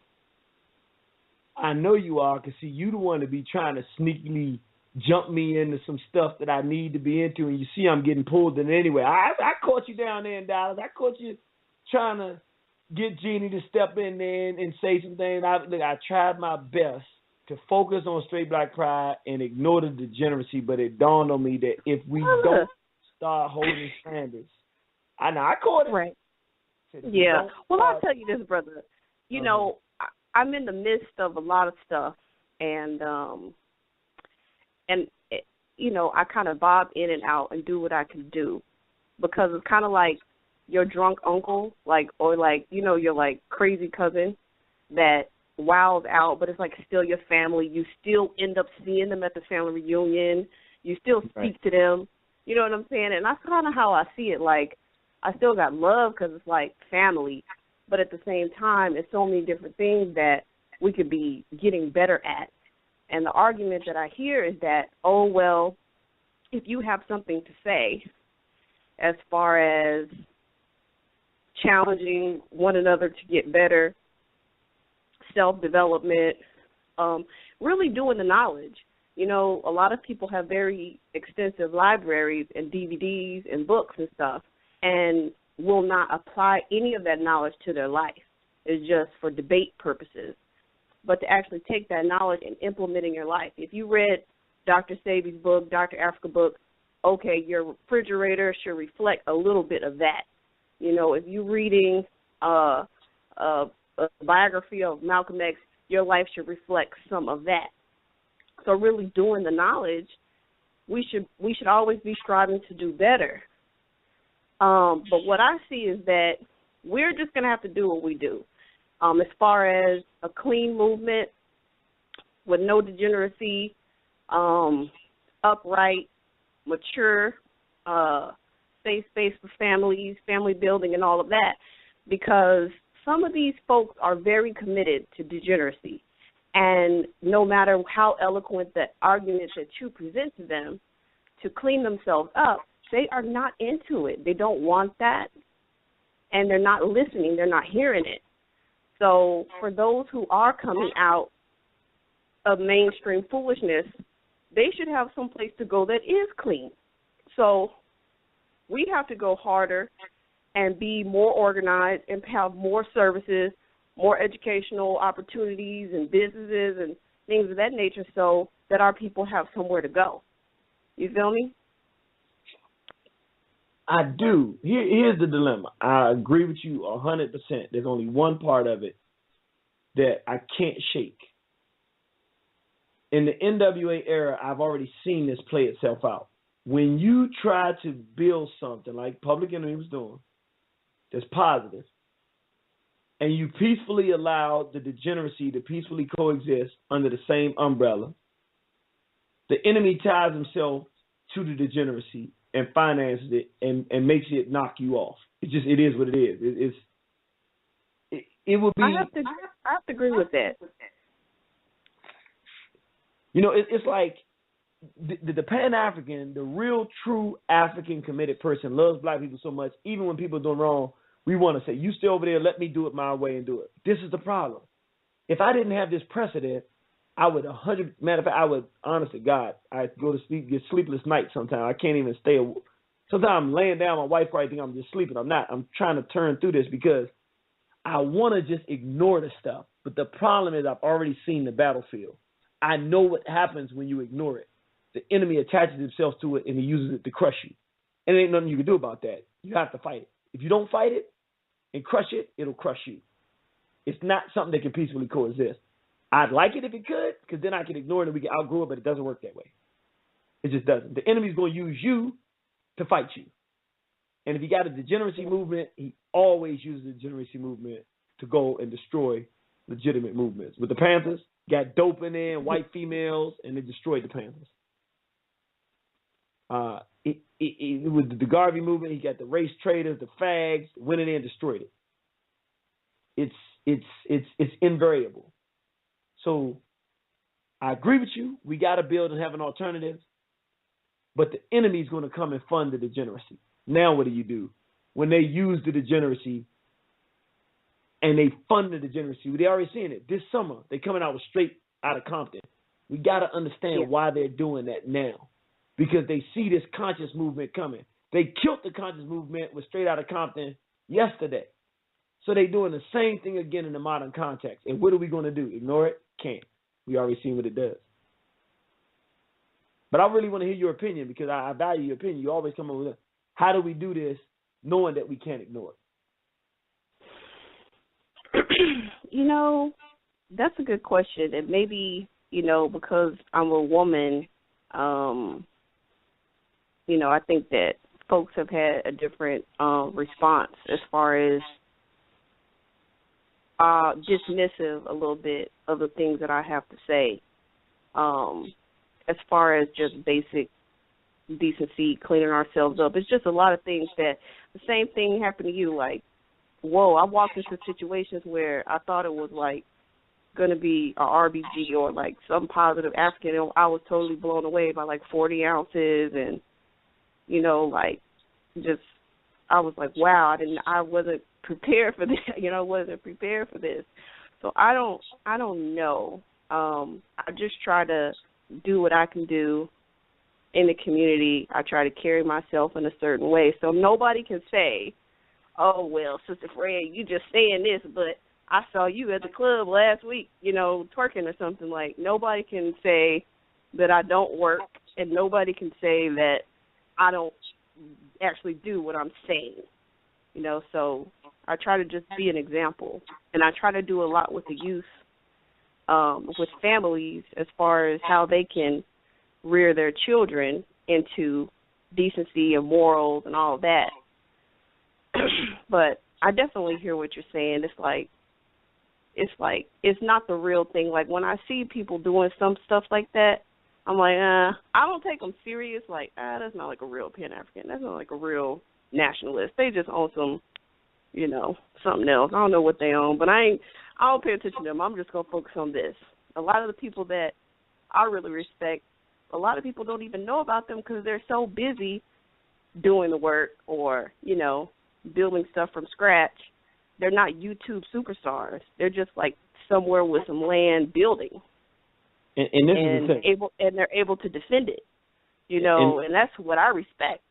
This is the thing. I don't, and I know the aspect that we got to build it and start talking and build it is real. The only thing, and I can't shake this, is that the enemies have more resources. And where there's the acceptance of bad standards, and they can do that under the same flag, they are able to make that the movement people go to, and you have your little enclave, but you get crushed, you get smothered out.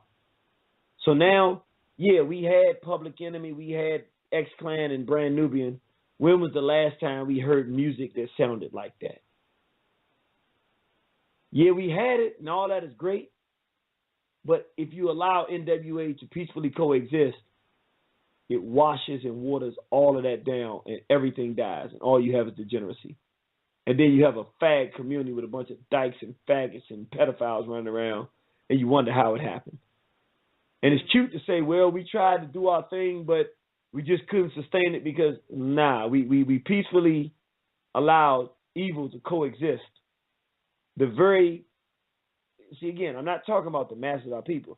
If everyday black people are in that, well, then you build a movement, and then when they get conscious, they know what they convert to. What happens when you have another consciousness that converts to degeneracy? Now you have a problem, because now if people have a choice to either convert into information and change their life, or to convert and then be the same way they were, but and make no conversion, and to believe that they've converted, now they become dangerous, because now you're waving Garvey's flag over a bottle of gin. Right. Grabbing your crotch, talking about there's a lot of hoes out here tonight. You've desecrated Garvey. And how do so what do? We wait till you get so far that we got to fight? And then what? When you got an army and we don't? It's like you see evil and you crush it, or you get destroyed by it. I mean, it's I didn't make the rules. I really wish you could, but there's no ignoring this stuff. We might not find an answer tonight, but I just want people to understand it's a war. It ain't nothing we can ignore. And every war ain't necessarily physical, but like we cannot see degenerate behavior and ignore it under Pan-Africanism and then think it's not going to consume us. It's going to consume us. We got to say drinking liquor and relating it to Pan-Africanism is unacceptable. Smoking dope is unacceptable under Pan-Africanism. Ain't no two ways about it. And if you're doing that, that is not Pan-Africanism that you're doing, and it's irresponsible to our children. It don't matter who you are. What you're doing is irresponsible, period. And everybody got to be on the same accord, or otherwise it's no reason to even have a movement at all, because we're surrendering the movement to people who are not suitable at that state, at that moment to do it. They might be suitable for the movement, but they've been given permission to maintain behavior that's not acceptable in the movement. So now we got to take that permission back, and then they'll make the decision whether they want to convert or not. We got to do it. And I'm not asking you to do it. I'm saying I see it. It's not an optional thing. If we don't, we lose. I'm with you, brother. I'm with you 100%. We got to do better. I mean, we have to do better. You know, back in the day, it took a long time to be a teacher. It took a long time to be a spiritual leader. You had to really study and be on your stuff. But now somebody might get a book or something and just make a YouTube channel and make a Facebook page, and, you know, they're not really prepared or equipped or qualified to stand up in front of the people and try to teach them anything. And they do it. And nobody checks them, and that's how the degeneracy gets spread. No checks and balances, and, you know, we could do it in a way that we're not necessarily attacking black folks, because that's really easy to do. A lot of people do that. These people who want to start these beefs and stuff with other black people, I'm like, okay, I try my best. I would do anything to avoid a physical confrontation with another black person, because that's not what I'm about. If I'm let me have say something real quick. Let me say something real quick. Brothers and sisters, you can hang on, because we can go over the program now, but if somebody calls in after the next minute, then the program is off. But as long as you stay on the line, you'll be able to hear, and we'll still be able to come down the line and get you. We're going to get everybody on the line, so don't go nowhere. Go ahead, sister. Finish up. I'm sorry. I'm just saying that I do whatever I can to avoid a physical confrontation with another black person. And we have to do what we can to try to work together. But with some people, I think they're a lost cause. And I don't know how you shut them down. Because they are not willing to let the N-word go. They're not willing to let the drugs and alcohol go. They don't want to do anything different except for wear different clothes, maybe like a red, black, and green T-shirt, you know, an Africa necklace, put up their fist and say Black Power, but they want to do everything that they did as a regular common Negro. They just want to continue doing all those things. I think what we have to do is we have to have a meaningful way to establish definitions of what consists of consciousness and Pan-Africanism, and then stand on, if you're doing these things, you're not a black nationalist, you're not a Pan-Africanist, you do not represent the RB, the red, the black, and green of Marcus Mosiah Garvey. And it's disrespectful for you to wave the flag under this banner. Now, If you at home drinking your 40, I ain't got nothing to do with that. You in the house. But when you come outside with your 40, you don't represent Pan-Africanism, because that 40 is not a representation of what Garvey was teaching. So I think that that's one of the things that we have to do. We have to look at the reality of the situation and assess it, and make sure that we hold people accountable in that type of regard. I think that is part of the answer of what we do. Create standards, hold those standards, and then challenge people. And I'm not asking the women to do this. And no, I ain't going to say that. If you see a sister dressed in red, black, and green, whorish clothes, I think sisters have a right to say, let me ask you a question, sister. Do you think that that's really appropriate? Because I know that, that's not really the message we want to send. You're a beautiful sister, blah, blah, blah. But letting her know that's not really a proper representation, because there's no sexuality in Pan-Africanism. That's not what it's about. It's about racial uplift. I think everybody's got to play their part. That's what I think. Okay, I lost my sister. All right, let me see where I'm at now. 1267. Let me go 1267. Praise Nat Turner. Glory to Garvey. Long live the spirit of Dr. Khalid Abdul Muhammad. Praise Nat Turner. Glory to Garvey, and long live the spirit of the Honorable Dr. Khalid Abdul Muhammad. What's going on, brother? Man, this sounds like a sucker, man. Who is this? What's going on, What's IG? up, God? What's up, Black God? Yo, listen, man. I'm glad you speaking on this topic. Seems to be a trendy topic right now, man. It's funny, man. This N-word has become the #1 drug in the community, man. Whoa. I mean, it's more addictive and deadlier than crack cocaine ever was, man. It's something that our people just can't seem to kick. And funny thing is, up here, like in the past couple of days, I had to check a few non-blacks about using the word. I almost had to put the beats on somebody in the movie theater the other day for just running off at his mouth, just using the word so loosely that I just couldn't take it no more, of being disrespected, myself and my wife. So I had to check him. See, the thing is, you got claimed to be Pan-Africanists that claim that there's no harm in using the word. But yet if some cracker use it, you're ready to rip his head off. But not knowing that when you use the word, you're giving non-blacks the green light to go ahead and use it like it's cool. Like, I had to tell one non-black, they wasn't crackers, but they wasn't black. I had to let them know, look, your black friends that you claim you have is setting you up to get yourself killed, because normally, if I had the patience that I did, I would slap your head off. You understand what I'm saying? Like, we got to do better, man. We can't be out here claiming to be representing something, but yet totally feel like it's okay to be disrespecting ourselves. But yet when somebody else do it, we want to have a problem with it.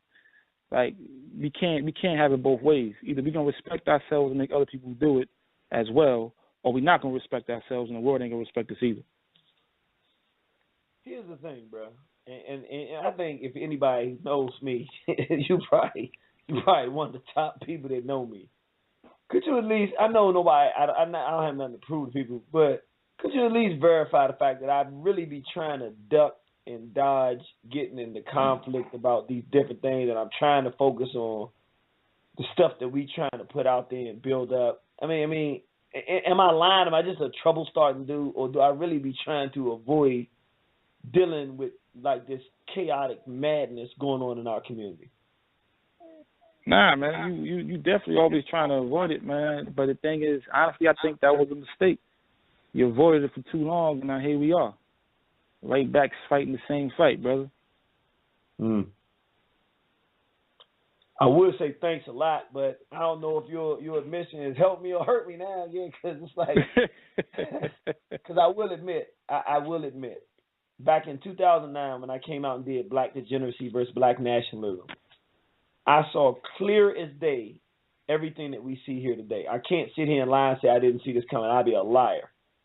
That's why I did Black Degeneracy versus Black Nationalism, in the hopes that, I had different intentions at the moment, but I didn't have, I was just leaving one place and I wasn't settled.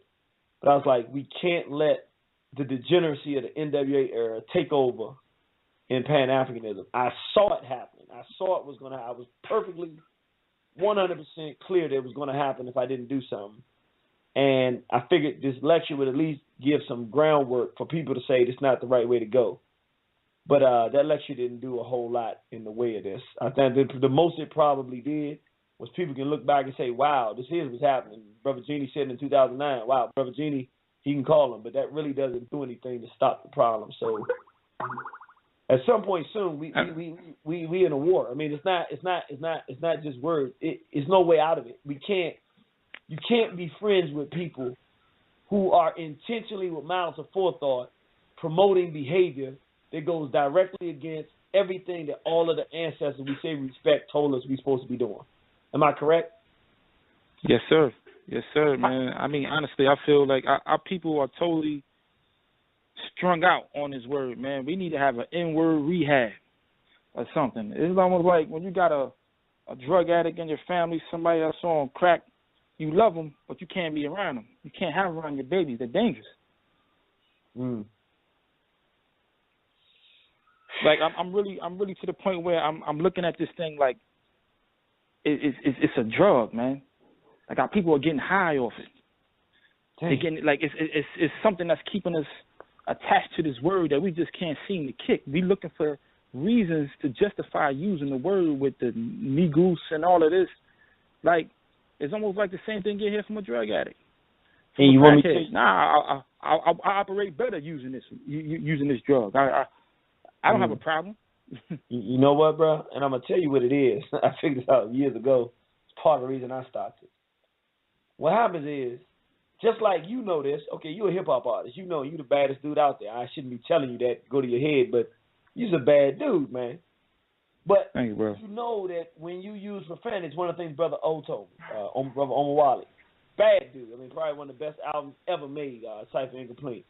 Brother N.W.A. said something to me real deep. He said, you know, when we said, you know, we need to create a new standard and stop using profanity, he said one of the things he realized thinking about it was that really profanity is there to cover empty spaces when you don't have nothing to say.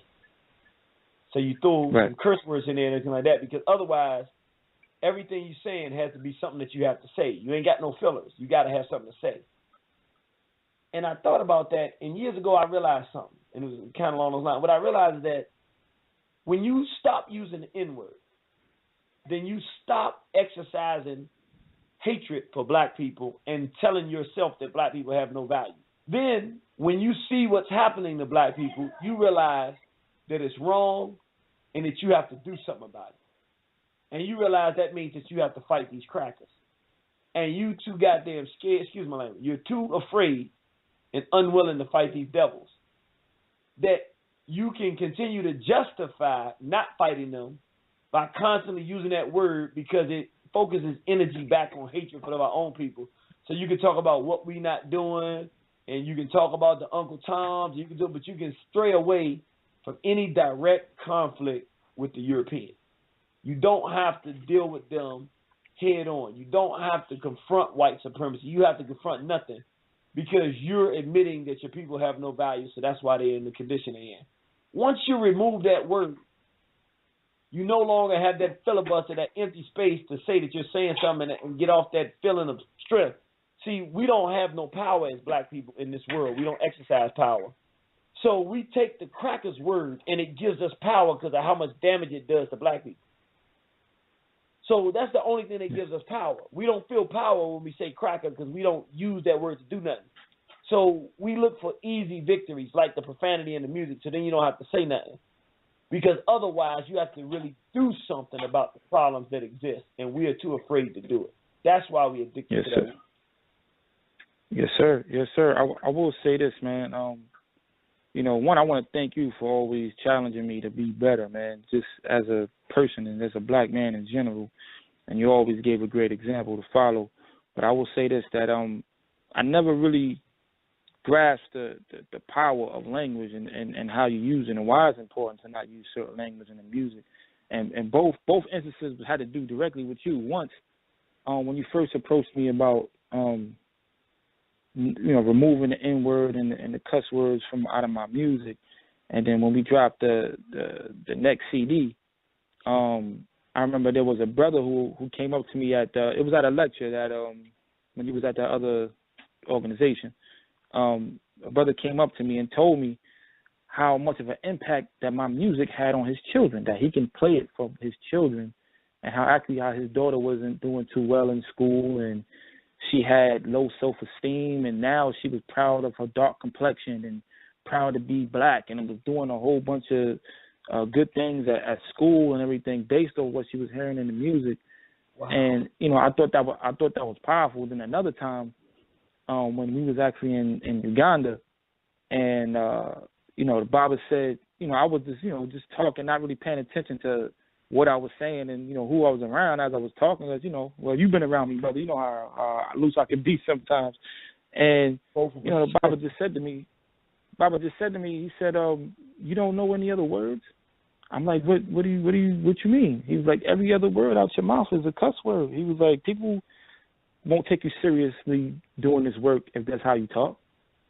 And I didn't even realize I was talking like that. And until you pointed out, you was like, "Yeah, bro, you was kind of loose right there." And it made me realize, like, wow, like people really, our people really are paying attention to what we say and how we say it. There is a way that you must conduct yourself out there doing this work, because people are paying attention, and doing it the right way has an impact. Just as much as doing it the wrong way has an impact. So, I definitely got to thank you, brother, for showing me the way and putting me on this path, brother. Well, I appreciate it, brother, and hey, man, we on this path together.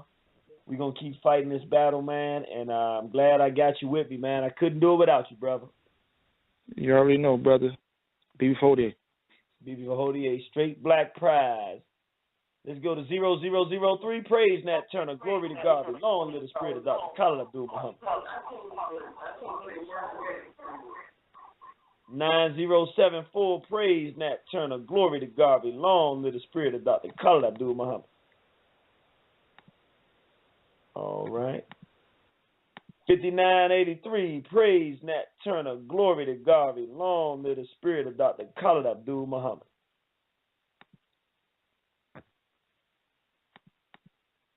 4399. Praise Nat Turner. Glory to God. Long live the spirit of Dr. Khalid Abdul Muhammad.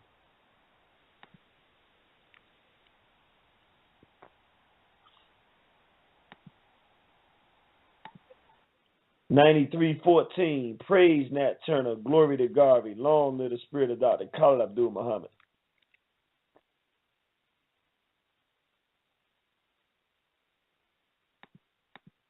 8480. Praise Nat Turner. Glory to God. Long live the spirit of Dr. Khalid Abdul Muhammad.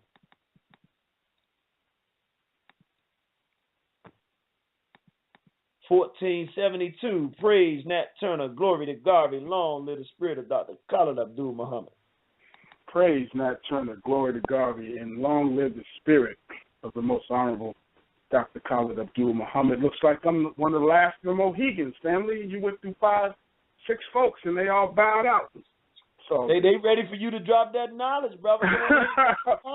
Well, hopefully I'm able to do that, Brother Genie.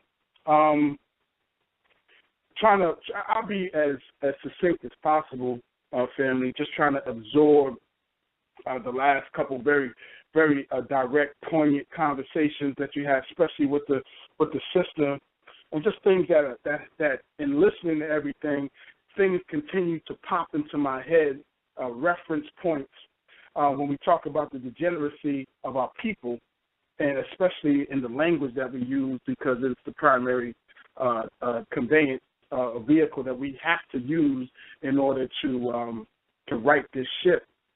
Neely Fuller talks about it in the code, how we have to be conscious of our language and cutting down on the profanity, especially when you are in debate with white folks. He didn't really specify white folks, family. He was just talking about anybody. Anytime you're talking about debate and you going off on the lips with all of the profanity, it certainly you certainly lose credibility. So That's just one of the things that popped into my head and that I've been conscious of when speaking to other people about the condition of our people and how to come up out of that. But the other thing, family, that I read recently that I'd like to share, and let me just say this, Brother Gene, is that, family, I can't help it. Whenever I hear people that I have such high regard for, as you and a lot of other people in the so-called conscious community, and I understand, listen, family, you got to, as a warrior, you got to have a certain level of passion that just everybody don't have. And you have to be willing to do things that everybody's not just don't have it. You know, I remember reading in the scriptures how the Muslims talk about God, the Creator, will create a people to carry out the deeds that most of us will find reprehensible, like killing babies, and you know, and so on and so forth. When he talks about going to war and the warfare that's going to eventually be necessary. So a lot of times, family, when I hear what has to be said, when I have somebody like yourself and then somebody like Wesley Muhammad or Salah Susseti, and then there are points of contention that has to happen between these brothers, it hurts.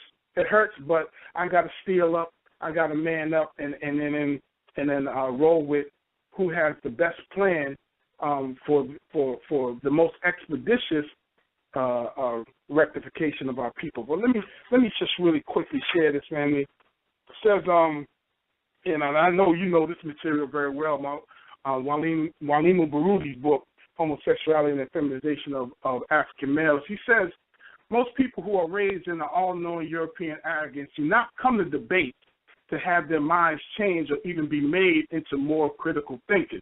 They come to have what they already believe verified by experts and credentialed scholars. What that says to me, family, is that even those of us or those who deem themselves conscious, we're still reared in this European cesspool. And the arrogance that a lot of times we have prevents us from listening to those who have a better plan. And we have to say, you know, listen, what you're saying, family, if I'm Wesley Muhammad, I don't want to keep using his name as if for people who may not be familiar with the brother and his work to kind of look at him in a negative light. But I have to submit to the superior or what's better for our people. There's nothing wrong with what you're saying. And he has to recognize that. It's only arrogance, it's only pride that would prevent somebody from saying, listen, this is not good for our people, and we have to do. Listen, family, you're right. I apologize. Let's move forward. So, for family, I could go on and on, but I really would love to hear any retort that you might have about that, family, or about the quote from the esteemed Dr. Barudi. If I'm understanding what you're saying correctly, I think I would have to agree with what you're saying to the degree that, look, I think anybody will tell you. If anybody knows me, they'll tell you. Anybody that really knows me. If you come to me and say, hey, Jimmy, I think this was wrong that you did, this is why. I'm going to say, well, I think it was right because of this. And if we have a dialogue and what you say makes more sense, I'm going to say, you know what? I ain't know that. I didn't even think about that. I was wrong. And I come back and I say, you know what, brothers and sisters, I was wrong. I talked to somebody and they said this, and it was a good point. Because this is one thing I learned. If I'm part of a race of people and my job is to save my race and we're losing, this says it ain't your job, it's my job to save my race and we're losing, then that's my fault. So obviously I don't have all the answers. So if I don't have all the answers, then I should be wrong sometimes, so that I can get better answers so that we can be more effective. So if I know everything and my job is to save the race and we ain't saved, then either I'm a loser, I'm a traitor, or I'm not who I think I am. So I got to be willing to listen to an alternative perspective, because maybe when I feel like we being stalled, part of the reason I don't have the correct information. So I listen to what people have to say. Don't mean I'm going to always go with it, but I don't think you can honestly do this work effectively in 2015 without listening to others, because it's too much information to absorb to try to figure it out all by yourself. That's my opinion. Absolutely. Okay. I'm good. I just had to get that off my chest, family. Yes, sir. Yes, sir. Yes, sir. And I appreciate that, brother. That was real talk there. The brother came in and brought some real deep stuff down. And it goes kind of back to what Sister Atiana said. And this is the part that I have to accept, but I ain't going to lie, I don't like. People see me and they see a Sarah Supasetti and they see Wesley Muhammad and they see black men that are trying to fight for the race and they see us the same. Not the same, but like in the same way. And I have to respect that, because when I was doing my work and I was studying people and listening to them, I saw people the same as well. I'm going to just be honest, though. I never, ever intended to do this work, and I always saw myself as just a regular dude. It's only been over a little while that I started to realize I can't do that no more. It doesn't work. I'm not like everybody. I'm not everybody. I have to stand next to people and see their genuine commitment and their desire to get to the end goal, and then go, dang, okay. Now, I never say nothing out in public, but I start, that's how I measure people. I'm right there seeing them working. They working, I'm working, they working. I say, okay, I respect, But I'm saying I stood next to a whole bunch of people, and I watched and I monitored. I ain't everybody else. I'm not, this ain't the same level. I'm not no arrogant, egotistical person, though. You won't hear me saying this, but I'm just saying it tonight. I don't really like being compared with a whole lot of people out here, because a whole lot of people ain't as committed. And I ain't saying that out of arrogance. There are people who are even more committed than me, been doing the work even longer. I ain't talking about them now. I'm saying out of this young crop of brothers and sisters out here doing this work, there are some that are really, truly committed. Most of them I'm cool with. We work together because that's why. But reality, we're not the same. We ain't close to the same. You ain't gonna hear me say this again. I don't be going out there, do you know who I am? I don't do it like that. But nah, people that go with me can tell you, nah, the brother is serious. And I've had people tell me this for a long time. It took me a long enough time to realize it. I got to start realizing that. Because when you put everything on the same level, then you expect the same results out of everything. And I'm telling you, the brother said, whoever has the best plan. I've never said this ever before. I'm going to say it right now. There's nobody that has a better plan than I have now. They may have a better, what they're doing. They may be more effective in what they're doing. They may be well ahead of where we are. I'm saying the plan I have for African people, if you get on board and help me with this plan, I don't say stuff lightly. You can ask everybody that knows me. I don't say stuff lightly. I'm saying this with pure confidence. I have the best plan.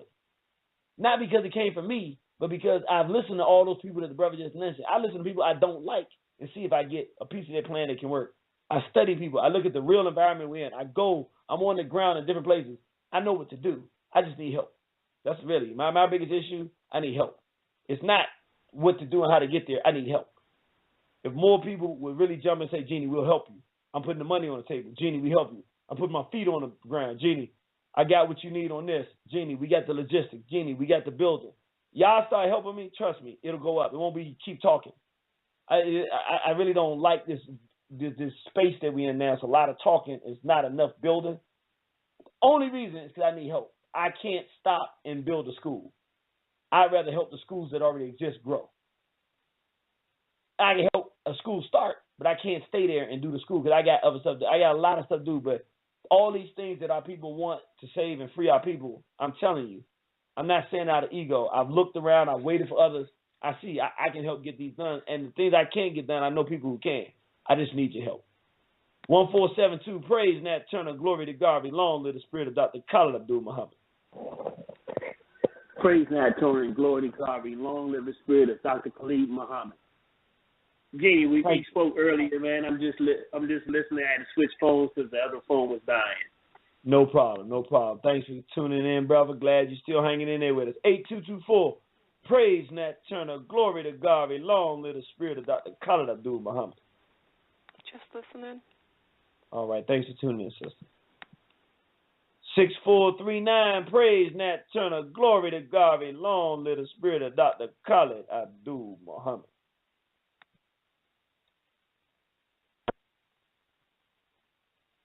6439.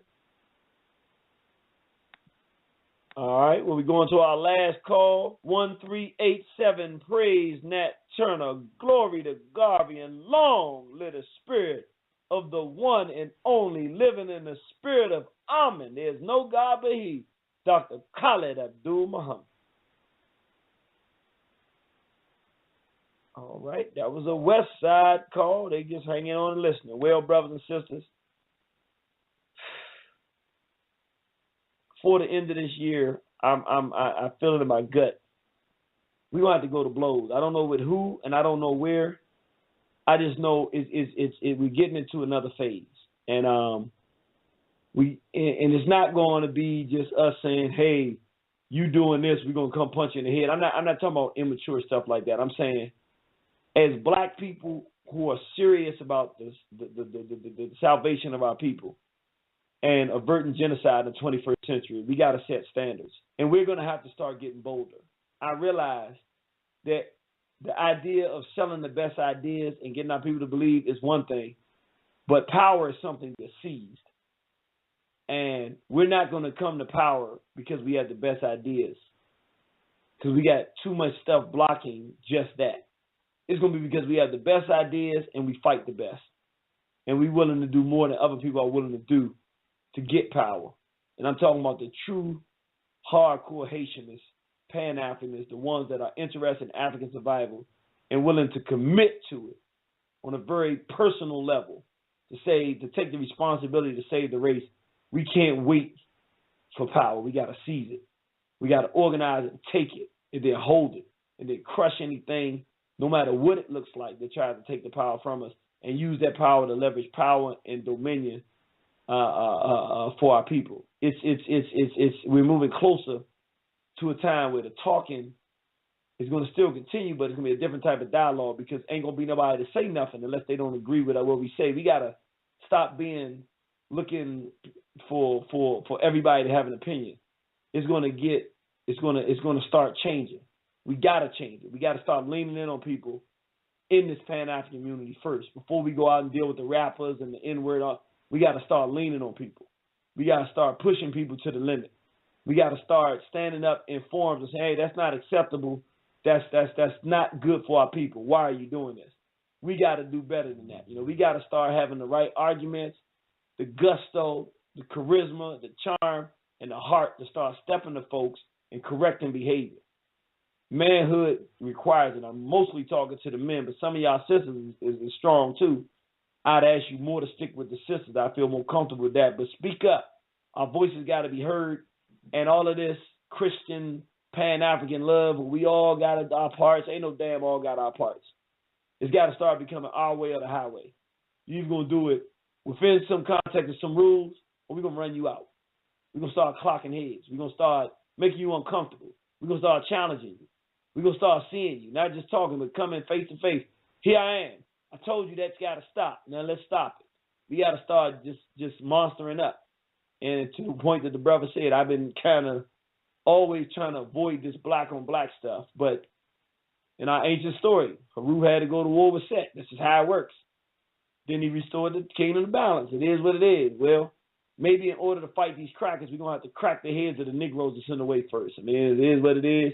Even if they call themselves Pan-Africans, if they're in the way of our progress and they slowing down the progress, we got to just run them over. It's just, we don't have a whole lot more time.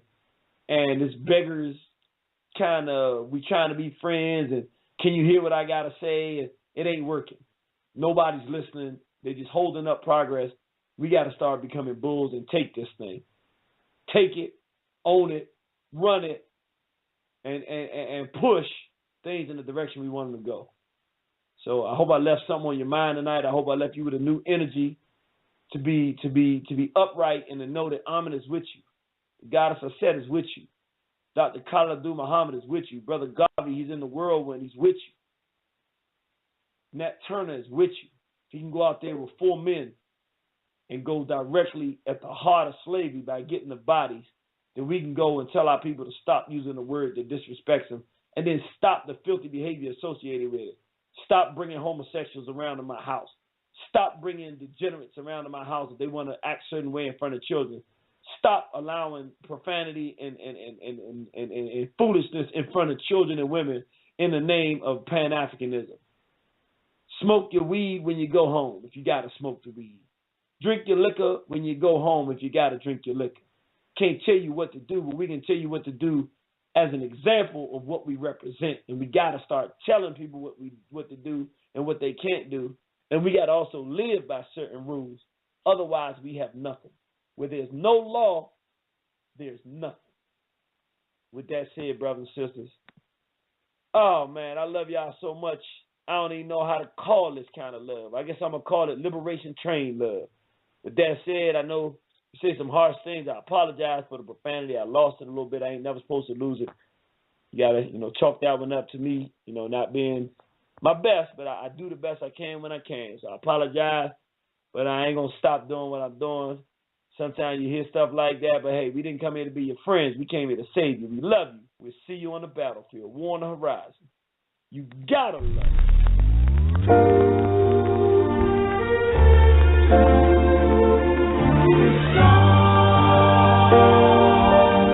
UFG. Check. Shout out to Lone Star RBGs. United Front. I want to thank y'all, man. University Ave. All the support, all the love through the years. End of the road. Yeah. It's the moment's revenge. All my people. Last stop on this train. May your spirit live on forever. Train to liberation. Back to the old. Let's go. Queen Green. Jay Black. Irritated Genie. What up, Rod Wild? Yeah. Glorious Asiatic. I love Let's go. The God Truth. Yeah. All right, man, for real. Let's go. Yeah, I got so many things to say, but little time to say it. My grandmama told me that your life is what you make it. My ancestors told me human life is what is sacred. And love is something real, but not impossible to fake it. Most brothers base their life on trying to get a sister naked. Gain material possessions, manhood measured by their paper. Self-worth determined by a decimal and comma. Harder to develop honor growing up without a father. We need some body armor, but you waiting on karma to fight this wicked beast while you puffing on a scammer. You can smoke the ganja, but you can't escape your problem. Saw a brother on a train eating chains like Obama. A penny for his thoughts, so I gave the man $1 and he dropped some knowledge on me. He had wisdom like a scholar. He told me keep cool and never ever follow a fool on the battlefield, cause he'll be the groom to recite the fatal nuptials and marry the tomb. Always be certain, never try to assume that every mess can be clean with the mop and the broom. Hit every cop in the room if you poppin' your ooze. Mud stains on his clothing and his knuckles all swollen. It seemed like he was going after every word spoken. His voice sounded raspy from the cigarette smoking. I dropped some more change inside the cup that he was holding. I told him keep talking. He said let's walk. Then old Malcolm X takes speeches playing in his Walkman. It had a button missing and he said that it was given when his daughter came to visit him in prison on Christmas.